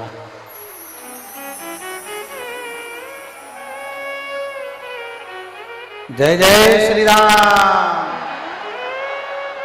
जय जय हनुमान। महाराज जी की वाणी भी बड़ी सुंदर है हो। जैसी जैसी हनुमान जी की सेवा करते ना वैसी वैसी इनकी वाणी भी सुंदर है। अभी कथा अपनी जब विराम की ओर रहेगी उस समय पर आपकी भी वाणी का लाभ अपन सब लेंगे। और बड़ी ओजस्वी और बड़ी सनातन धर्म को प्रेरणा देने वाली आपकी वाणी है, जो आप और हम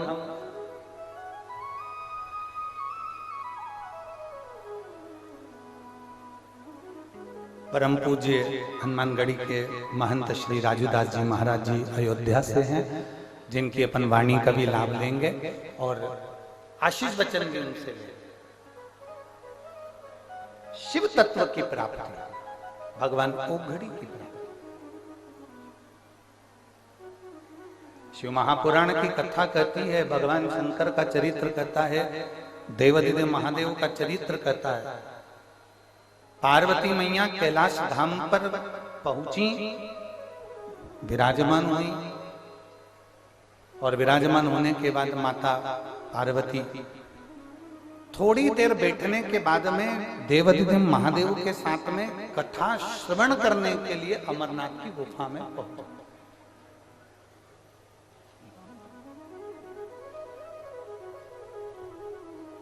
जब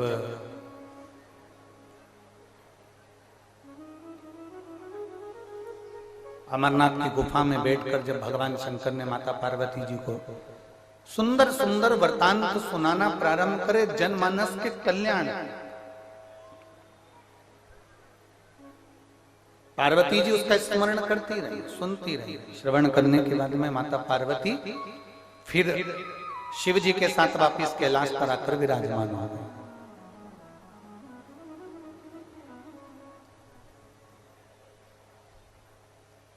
कुछ समय बड़े आनंद के साथ में कैलाश पर निकलता है और देवादिदेव महादेव कैलाश पर से जाकर एकांत का निवास करने के लिए जाते हैं।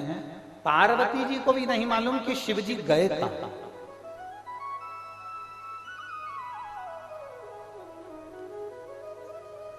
कभी कभी ऐसा योग लग जाता है, कभी कभी ऐसा क्रम हो जाता है, कभी कभी ऐसा योग संजोग बैठ जाता है कि कभी कभी हमारे चित्त में ऐसा भाव उत्पन्न हो जाता है, कहीं एकांत में जाकर बैठ जाएं और भगवान की अविरल कथा का लाभ लें, कहीं एकांत में जाकर बैठ जाएं शिव भक्ति का लाभ लें, कहीं एकांत में जाकर बैठ जाएं भगवान शंकर को एक लोटा जल समर्पित करें, कहीं एकांत में जाकर बैठ जाएं और श्री शिवाय नमस्तुभ्यम का जाप करें। ये हमारे भीतर उमंगता में उत्पन्न होता है।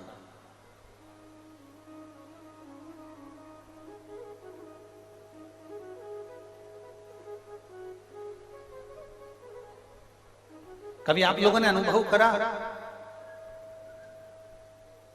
कि गौतम बुद्ध बाबा ने संपूर्ण पृथ्वी की परिक्रमा करी, सब जगह गए, हर जगह पहुंचे, ज्ञान उपदेश भी दिया, संसार का कल्याण भी किया,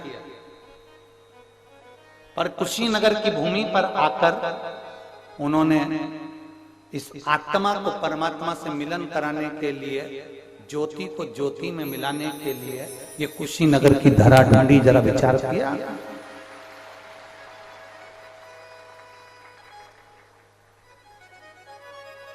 मतलब कुछ तो इस भूमि पर होगा ऐसा, कुछ तो वो कहते हैं ना कि वो चुंबक जो होती है ना, वो लोहे को खींच लेते। जो पवित्र भूमि होती है, जो श्रेष्ठ भूमि होती है, वो संतों को, साधुओं को, गुरुजन को खींच लेते। और देखो कुशीनगर की भूमि ने राजूदास महाराज जी को भी अयोध्या से खींच के यहाँ बुला लिया, तो मतलब कुछ तो है ना भूमि का, तो महत्व है। और इस पवित्र भूमि पर आप और हम शिव महापुराण की कथा का लाभ ले रहे हैं और अपने जीवन को सार्थक बनना, कहीं ना कुछ तो अच्छा है इस धरा का, जिसके कारण बस हम इन सब रसतत्वों को अपने भीतर उतार रहे हैं। शिव जी ने एकांत का वास किया। अब सबसे ज्यादा एकांत का वास कहां हो सकता है? बोलो रे बोलो कुशीनगर वालों, जरा जम के। सबसे ज्यादा एकांत का वास कैलाश पर एकांत का वास नहीं होगा, क्योंकि देवता वहां पर दिन रात आते हैं, भगवान के भक्त वहां पर आते हैं। 12 ज्योतिर्लिंग में अगर जाकर महादेव जी बैठ जाते तो एकांत का वास नहीं होता। नंदनवन काशी में जाकर बैठ जाते तो एकांत का वास नहीं होता। गंगा के घाट पर जाकर बैठ जाते तो एकांत का वास नहीं होता। सबसे ज्यादा एकांत का वास जहां पर संपूर्ण वैराग्य की उत्पत्ति हो जाए, शिव जी ऐसी भूमि पर शमशान में जाकर बैठ गए। शिव शमशान में जाकर बैठ गए और भोलेनाथ जी जब शमशान में जाकर बैठे, पार्वती जी उनको ढूंढ रही है। माता पार्वती उनको ढूंढने का प्रयास कर रही है। सब जगह पर माता पार्वती जी ने उनको ढूंढा, हर जगह पर। ऐसी कोई धरा नहीं रही जहां पार्वती जी ने शिव जी को नहीं ढूंढा। ढूंढ रहे और ढूंढते ढूंढते माता पार्वती आखिरी में शमशान में पहुंच गई।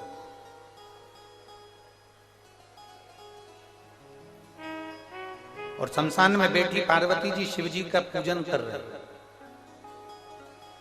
समझने वाला विषय है, शमशान में जाने के बाद तंबाकू खाने का विषय नहीं है ये। दुनिया के कई लोग मुर्दा जलाने के लिए जाते हैं, शमशान जाते हैं, अंतिम संस्कार करने जाते हैं। घर के लोग अंतिम संस्कार करते रहते हैं, बाकी के सब तंबाकू मल मल के फटके लगा के खाते रहते हैं। कुछ लोग कुर्सी पर टेबल पर बैठ जाते हैं शमशान के अंदर, और जमीन पर उन्होंने आसन लगाया और ठाह के लगाने बैठ जाते हैं ना। पार्वती मैया शिव जी को ढूंढते ढूंढते शमशान में पहुंच जाते हैं और शमशान में बैठकर भगवान शंकर को रिझाने का प्रयास करती हैं, भगवान शंकर को मनाने का प्रयास करती हैं। जब हम शिव को ढूंढेंगे तो शिव मिलेगा ही निश्चित है। हम ढूंढने का प्रयास ही नहीं करेंगे तो महादेव कैसे मिलेगा?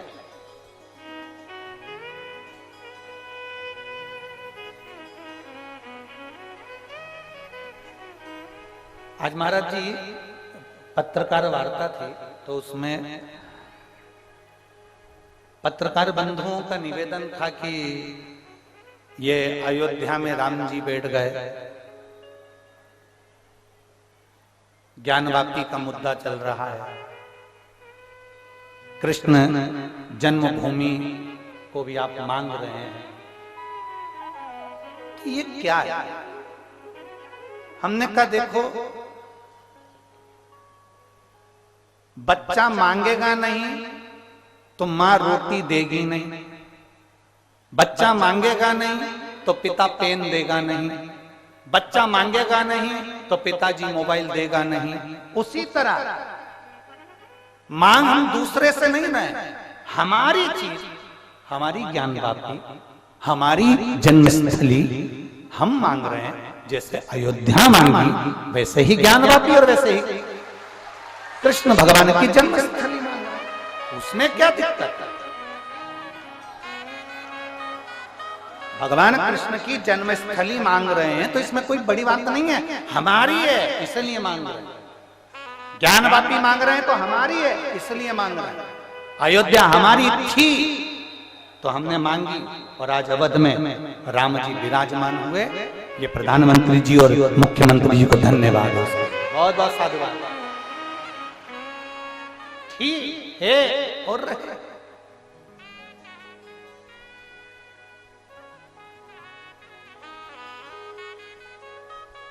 अपना मांगने में कोई विषय नहीं। पार्वती जी शमशान में बैठकर भगवान शंकर की आराधना कर रही हैं, मतलब पार्वती जी किसी दूसरे से नहीं मांग रही है, भगवान शिव से मांग रही है। अपनों से अपना ही मांगा जाता है।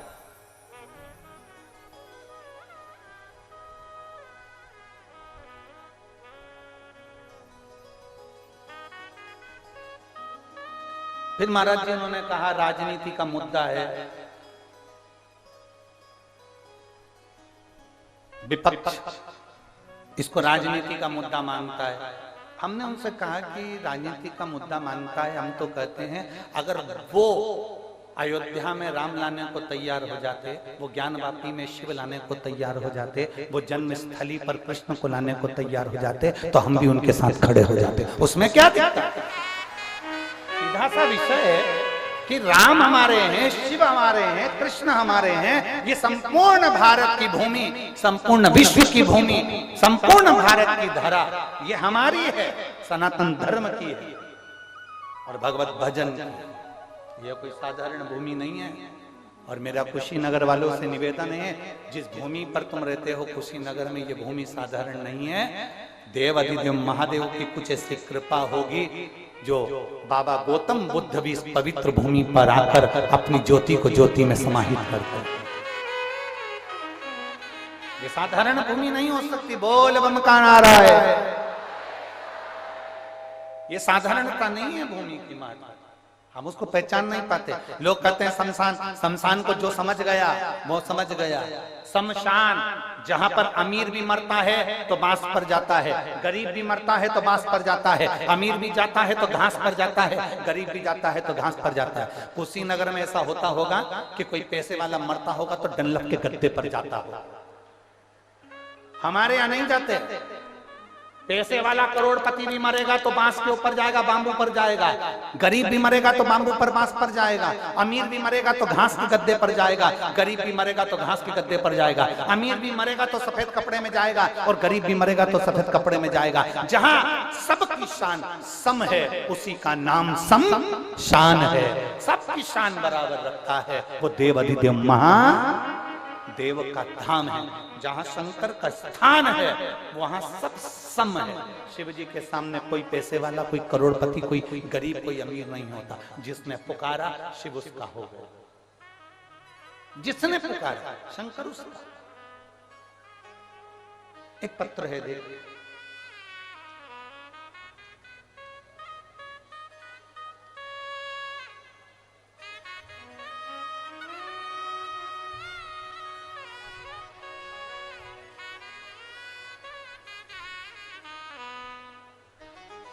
मैं बासमती देवी, पति का नाम रामचंद्र कुशवाहा, मैं पंजाब पटियाला से आई हूं।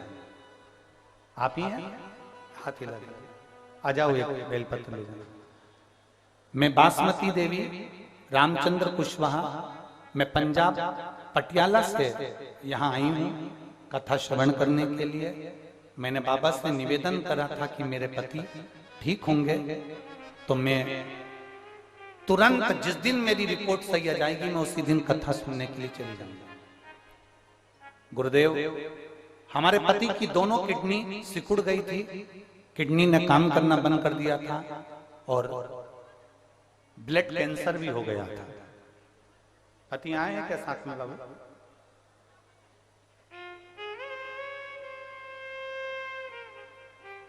किडनी सिकुड़ गई थी, किडनियों ने काम करना, दोनों किडनियों ने बंद कर दिया था, ब्लड कैंसर भी हो गया था। कोई भी डॉक्टर, कोई भी जितनी जगह दिखाया तो उन्होंने एक ही बात कही थी, ये कुछ ही महीने के मेहमान, क्योंकि इनकी किडनी ने भी काम करना बंद कर दिया और ब्लड कैंसर भी हो गया। अब ये बचना मुश्किल है और कुछ ही महीने के मेहमान। हम उनको इलाज कराने के लिए पीजीआई चंडीगढ़ के हॉस्पिटल लेकर गए और पीजीआई में ले जाकर उनको भर्ती कराया, दिखाया तो वहां के डॉक्टर ने भी कह दिया कि अब इनके पास में समय नहीं है और इनका ब्लड कैंसर भी फैल चुका है और इनकी किडनियों ने काम करना बंद कर दिया। ऑपरेशन कराते हो तो भी हल्का है और ना कराओगे तो भी जल्दी। तब एक डॉक्टर ने कहा इनका ऑपरेशन करा लो, हो सकता है थोड़ा बहुत अंतर आ जाए पर पूरा नहीं आ सकता। हम उनको अपने घर लेकर आ गए और आपकी कथा हम उनको सुनाने लगे और हम भी सुनने लगे। शिव जी से प्रार्थना करते, एक लोटा जल शिव जी को चढ़ाते, वो लेकर आते, उनको पिलाते। एक बेलपत्री हम शंकर पर चढ़ाकर कुंडकेश्वर महादेव का नाम लेकर आते और उनको खिला देते।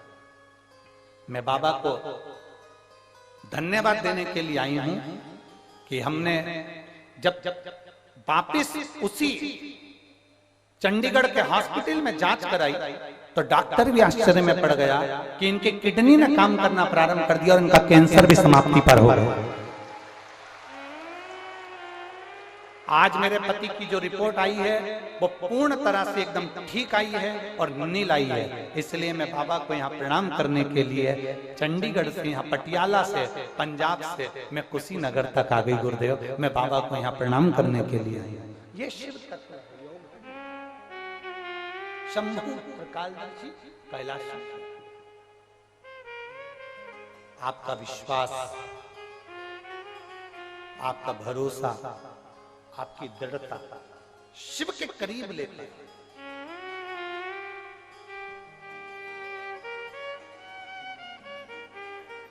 जहां शंकर बैठते हैं, जहां शिव बैठते हैं, जहां शंकर की आराधना होती है, जहां शिव की आराधना होती है, वो भूमि साधारण नहीं होती है, भले वो शमशान क्यों ना, भले वो शमशान क्यों ना। मेरे ओघड़दानी शमशान में बैठे हैं, माता पार्वती जी उनकी सेवा में लगी हुई है, पार्वती जी उनकी पूजन कर रही हैं, पार्वती जी उनकी आराधना कर रही हैं, पार्वती जी उन पे जल चढ़ा रही हैं, उनको बेलपत्र चढ़ा रही हैं, समर्पित कर रही हैं, उनकी आराधना में डूबी। शिव जी मौन होकर बैठे हुए। शमशान में जाओ तो थोड़ी सी आराधना करिए शंकर।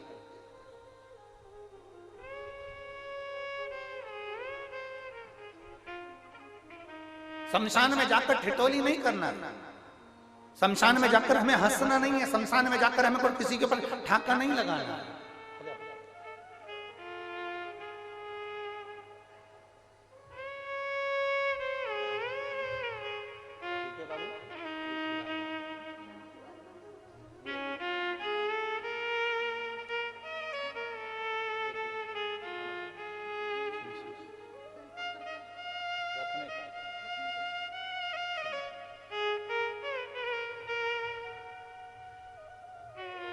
शिव शिव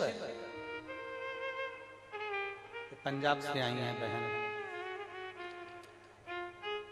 श्रीमती बासमती देवी जी, रामचंद्र जी कुशबा, पंजाब पटियाला से आई हैं। इन्होंने बाबा को जल चढ़ाकर विनती करी थी कि मेरे पति की किडनी और कैंसर अगर समाप्त हो गया तो मैं जाऊंगी।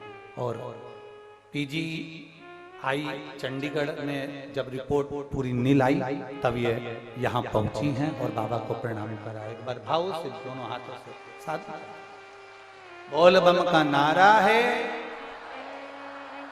शिव तत्व को हमें पहचान, ओघड़दानी को हमें जानना। पार्वती जी पहुंच गई।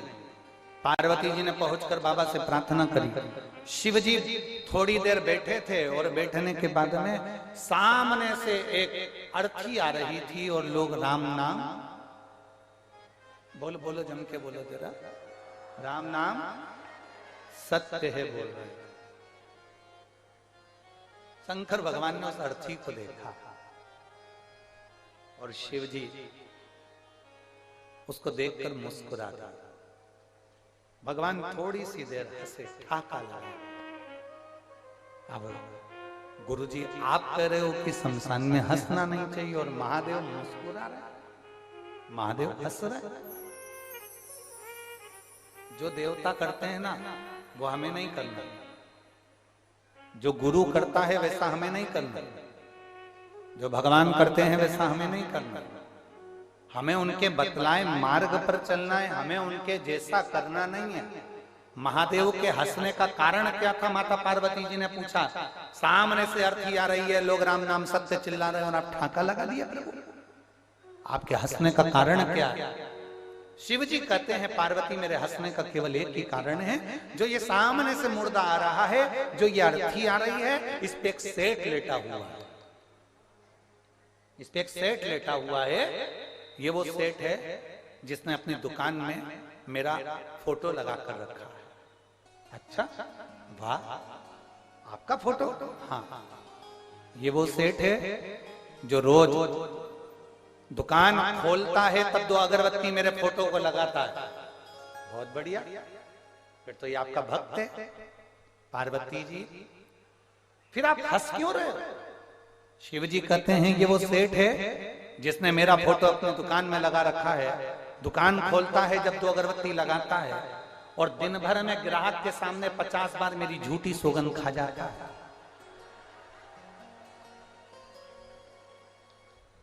अब बताओ शंकर जी हंसे नहीं तो क्या क्या?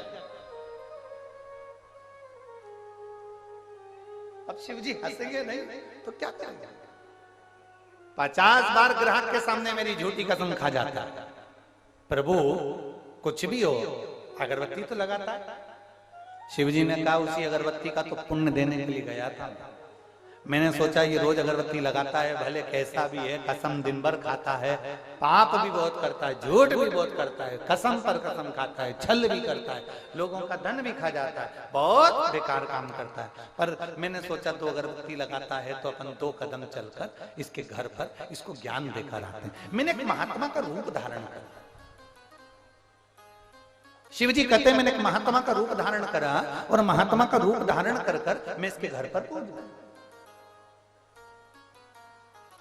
और मैं इसके घर पर जाकर मैंने आवाज लगाई, सेठ जी सेठ जी सेठ जी। निकल कर बाहर आया। मैंने कहा मेरे को 2 रात्रि यहाँ पर विश्राम करना है। इसने मुझे 2 रात्रि का विश्राम दिया। मैंने 2 रात्रि इसके यहाँ विश्राम करा। 2 अगरबत्ती का पुण्य मुझे देना था, इसलिए मैंने इसको पुण्य दिया। मैंने इसको समझाने बैठ गया, सुनो सेठ जी, थोड़े दिन के बाद तुम मरने वाले, थोड़ा अच्छा काम कर लो।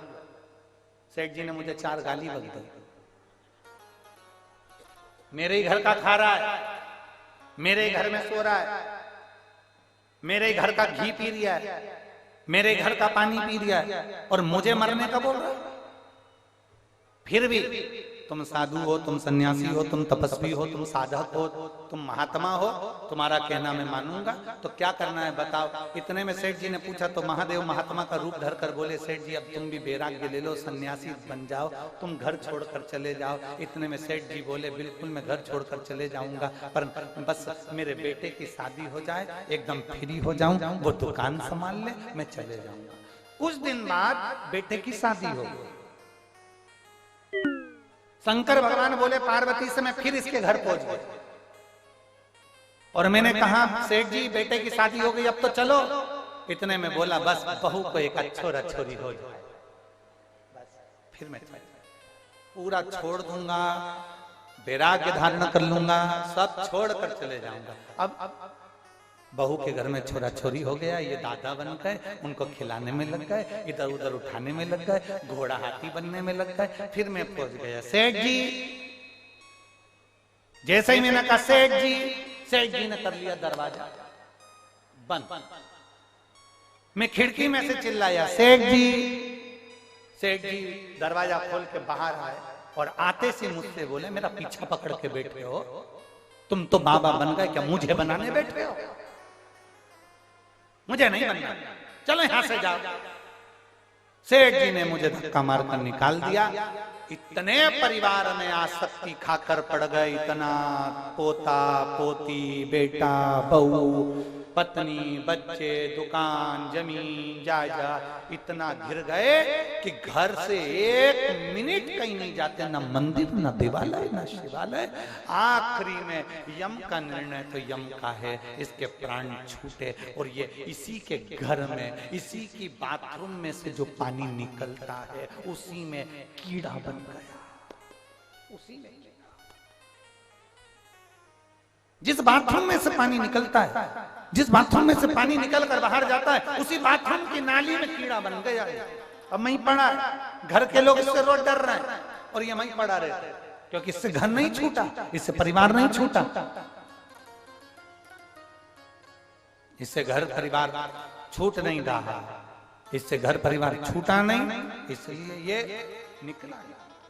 हम आप सबको धन्यवाद देते हैं, बहुत बहुत साधुवाद, बहुत बहुत धन्यवाद आपको।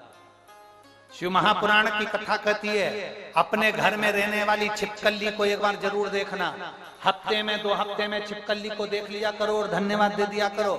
शिव महापुराण की कथा कहती है जिससे अपना घर नहीं छूटता वो उसी घर में मरने के बाद दीवार से चिपक जाता है छिपकली बनकर। कुशीनगर वालों आपको चिंता करने की जरूरत नहीं है, आपकी छिपकली की योनि नहीं मिलेगी, क्योंकि तुम अपना घर छोड़कर शिव महापुराण की कथा में बैठी हो। जो अपना घर छोड़ना जानता है तो परमात्मा भी उसको मुक्त करना जानता है।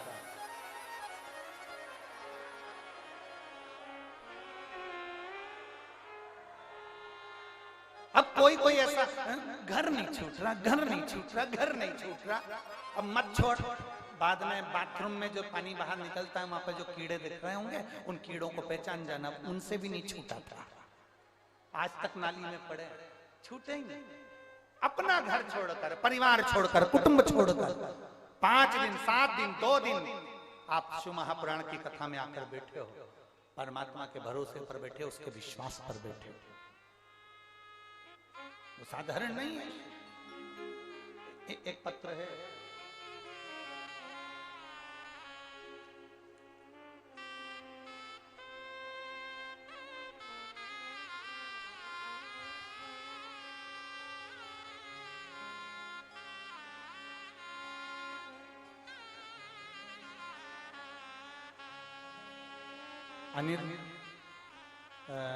विनीता देवी, ग्राम अनिरुद्धवा, दक्षिण टोला,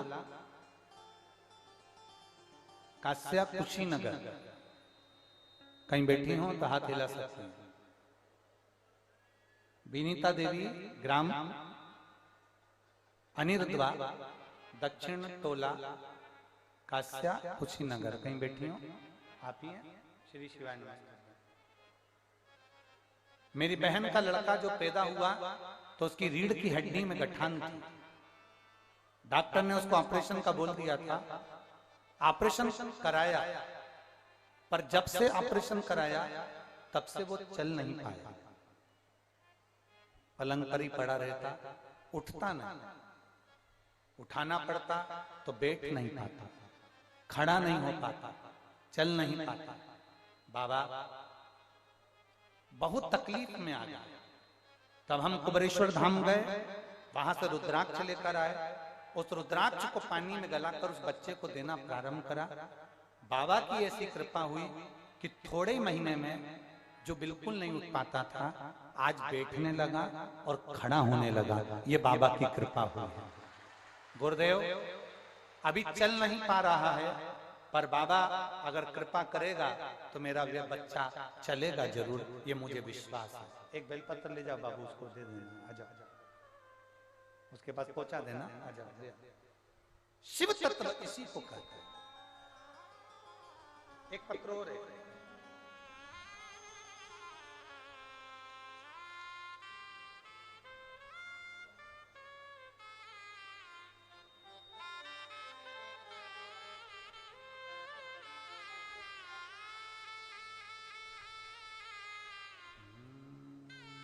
शंभो शरणे पड़ी मांगो घड़ी रे घड़ी, दुख काटो दया करी दर्शन आपो। शंभो शरण पड़ी मांगो घड़ी रे घड़ी, दुख काटो। मेरा नाम माया शर्मा है, मेरे पति का नाम सच्चिदानंद शर्मा है। कहीं बैठे हो तो हाथ हिला सकती हैं। मैं गोपालगंज बिहार से आई हूं। आप ही हैं? दोनों हाथ हिला दो। बच्चा आया है के साथ में? ले आओ इसको, बेलपत्र ले जाना। मैं गोपालगंज बिहार से आई हूं गुरुदेव। मेरा एक बेटा है 2.5 साल का है, जो चलता नहीं है, बैठ नहीं पाता था, चल नहीं पाता था, पलंग पर पड़ा रहता था। डॉक्टर के हिसाब से ये कभी नहीं चल सकता था, ना बैठ सकता था। किसी के कहने पर टीवी पर कथा सुनना प्रारंभ करा और आपके बताए अनुसार 1 लोटा जल महादेव को चढ़ाना प्रारंभ करा और एक बेलपत्र लाकर बच्चे को पीस कर देना प्रारंभ करा। गुरुदेव डॉक्टर के हिसाब से ये बैठ भी नहीं पाता था, पर मेरे बाबा ने ऐसी कृपा करी है, मैंने थोड़े दिन पहले से जल देना प्रारंभ करा है और बाबा की कृपा से अब मेरा बेटा बैठने लगा है। मैं बाबा को यहाँ धन्यवाद देने के लिए आई हूँ कि अब मेरा बेटा बैठने लगा। जो सोया ही रहता था, कभी चलता नहीं था, कभी बैठता नहीं था, आज बाबा की कृपा से वो बैठने लगा। बाबा केवल विनती है, पंडाल में बैठकर कथा सुन रही हूँ एक बेलपत्र की, जो मिलेगी तो मुझे विश्वास है कि मेरा बेटा एक दिन चलकर शिव महापुराण की कथा में भी जरूर आएगा। मैं बाबा को प्रार्थना करता हूँ। ये शिव तत्व है। ओ घड़ी इन्होंने लिखा, मेरे बेटे को डॉक्टर ने कह दिया था ये कभी उठेगा नहीं, ना बैठ पाएगा ना चल पाएगा, और मेरा बेटा शिवजी पे चढ़े हुए जल को पीता हुए तो आप बैठने लगा है और बाबा की कृपा से वो बैठता है। यही शिव की बड़ी कृपा हुई है। ये शिव तत्व है, ओ घड़ी है शंभु त्रिकालदर्शी कैलाशी है महाराज।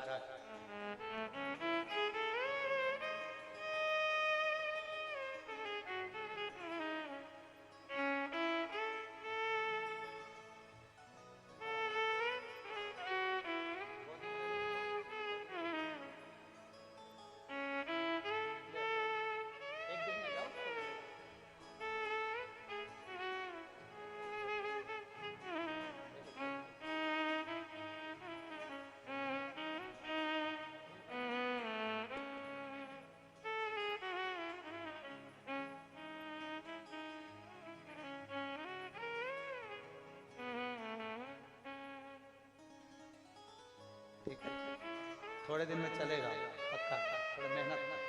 श्री शिवाय नमस्ते। शिव तत्व है ये बच्चा। India Store is getting more likes than my reels. So wanna like invest, but कहाँ? इंडेक्स म्यूचुअल फंड से स्टार्ट कर, इंडिया बढ़ेगा, सेंसेक्स उठेगा और साथ में आपका इन्वेस्टमेंट भी। तुझे बड़ा पता है। अब स्टॉक से सिखा दिया। रिस्क और रिटर्न्स दोनों का एनालिसिस करके टॉप फंड्स लिस्ट किए हैं। खाता खोला गया। Investment in the securities market are subject to market risks. Read all the related documents carefully before investing. हे गंगाधार मुक्ति द्वार ओंकार तू भोले ओंकार तू आयो शरण तिहारी शंभु तार तू। भगवान शिव ओघड़दानी की कृपा।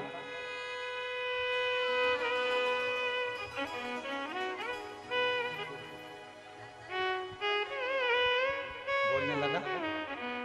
दीदी बता रहे हैं ये बोलता भी नहीं था, चलता भी नहीं था और बैठता भी नहीं था, अब बोल भी रहा है और बैठ भी रहा है। यही ओघड़दानी की कृपा है।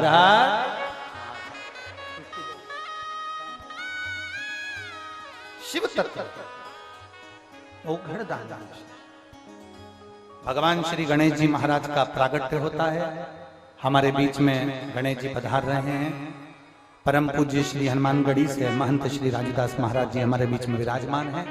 मैं निवेदन करूंगा आपका आशीष वचन 2 मिनट का सभी शिव भक्तों को प्राप्त हो। मैं वहीं आ रहा, कैमरा वहीं लगा है।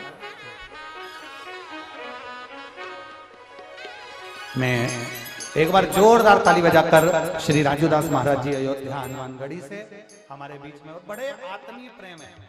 अभी हम अयोध्या गए तो इनका इतना प्रेम था कि पूरी अयोध्या का आनंद दर्शन आपने कराया, और राम जी की प्राण प्रतिष्ठा का दर्शन भी राजू महाराज जी के साथ बैठकर करने का सौभाग्य प्राप्त हुआ।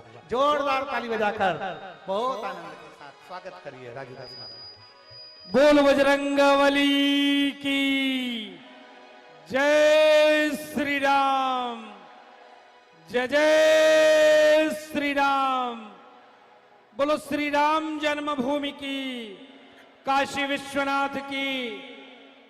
बहुत बहुत महाराज जी के चरणों में दास के तरफ से साष्टांग दंडवत प्रणाम। महाराज जी मैं आपका बहुत बहुत आभार व्यक्त करता हूं। आपके सानिध्य में पार ब्रह्म परमात्मा भगवान श्री राम की भव्य दिव्य नव्य उस प्राण प्रतिष्ठा महोत्सव में आपके सानिध्य में रहने का अवसर मिला। मैं आपको बहुत बहुत साधुवाद देता हूं। जिस परिवार के कथा में आप आए हैं महाराज जी, वो परिवार आपको बहुत बहुत बहुत मन से मानता है। वो माँ हनुमान जी के पास पहुंची और बोली, महाराज जी 24 घंटा अखंड सीताराम नाम संकीर्तन करा दीजिए, क्योंकि मैंने हनुमान जी से मांगा था कि प्रदीप मिश्रा जी की कथा मैं अपने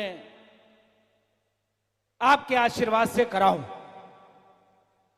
और हनुमान जी ने सुन लिया। तो हनुमान जी को मनाने का एक ही तरीका है, राम नाम हनुमान जी को सुना दें, क्योंकि बाबा ने कहा है, भगवान श्री राम ने कहा है कि शिवलिंग विधिवत कर पूजा, शिव समान कोई और न दूजा। भगवान राम और भगवान शिव में कोई अंतर नहीं है, कोई भेद नहीं है। कोई भी भेद नहीं है। अगर आप भगवान भोले की पूजा करते हो तो समझो भगवान राम की पूजा कर रहे हैं, और भगवान राम की पूजा करते हो तो समझो साक्षात पार ब्रह्म परमात्मा भगवान शिव की पूजा कर रहे हैं। महाराज जी, आज जो ये भोले के भक्तों को जो हम देख रहे हैं, पूरे देश ही नहीं पूरे दुनिया में महाराज जी, हर घर में हर व्यक्ति की हार्दिक इच्छा होती है। मैं चर्चा किया तो कुछ लोगों ने कहा कि नहीं, अभी तो वो प्रयागराज में कथा कर रहे हैं, मतलब 50 व्यक्तियों से मेरी चर्चा हुआ, सब ने कहा कि प्रयागराज में भी कथा चल रही है। हर व्यक्ति की हार्दिक इच्छा होती है महाराज जी कि आपकी कथा जरूर वो प्रयास करके सुनते हैं। जो आप उस व्यक्ति को उपाय बताते हो उसको अक्षर सा वो व्यक्ति पालन करता है। और आपके सामने में भी 3 प्रूफ मैंने देखा कि व्यक्ति अगर पीड़ित है, अगर मन से भाव से पवित्र होकर भगवान भोले के चरण में पहुंचा, साधारण सा आप बताओ भगवान भोले को क्या चाहिए? पानी। अगर 1 लोटा आपको ऊपर पानी दे दी जाए तो आप एक डंडा मारोगे, भगाओगे। अभी हम 1 गिलास आपके ऊपर पानी फेंके, डराओगे, कहोगे दिमाग खराब हो गया, वस्त्र मेरा भीग गया, पानी मेरे ऊपर डाल दिया।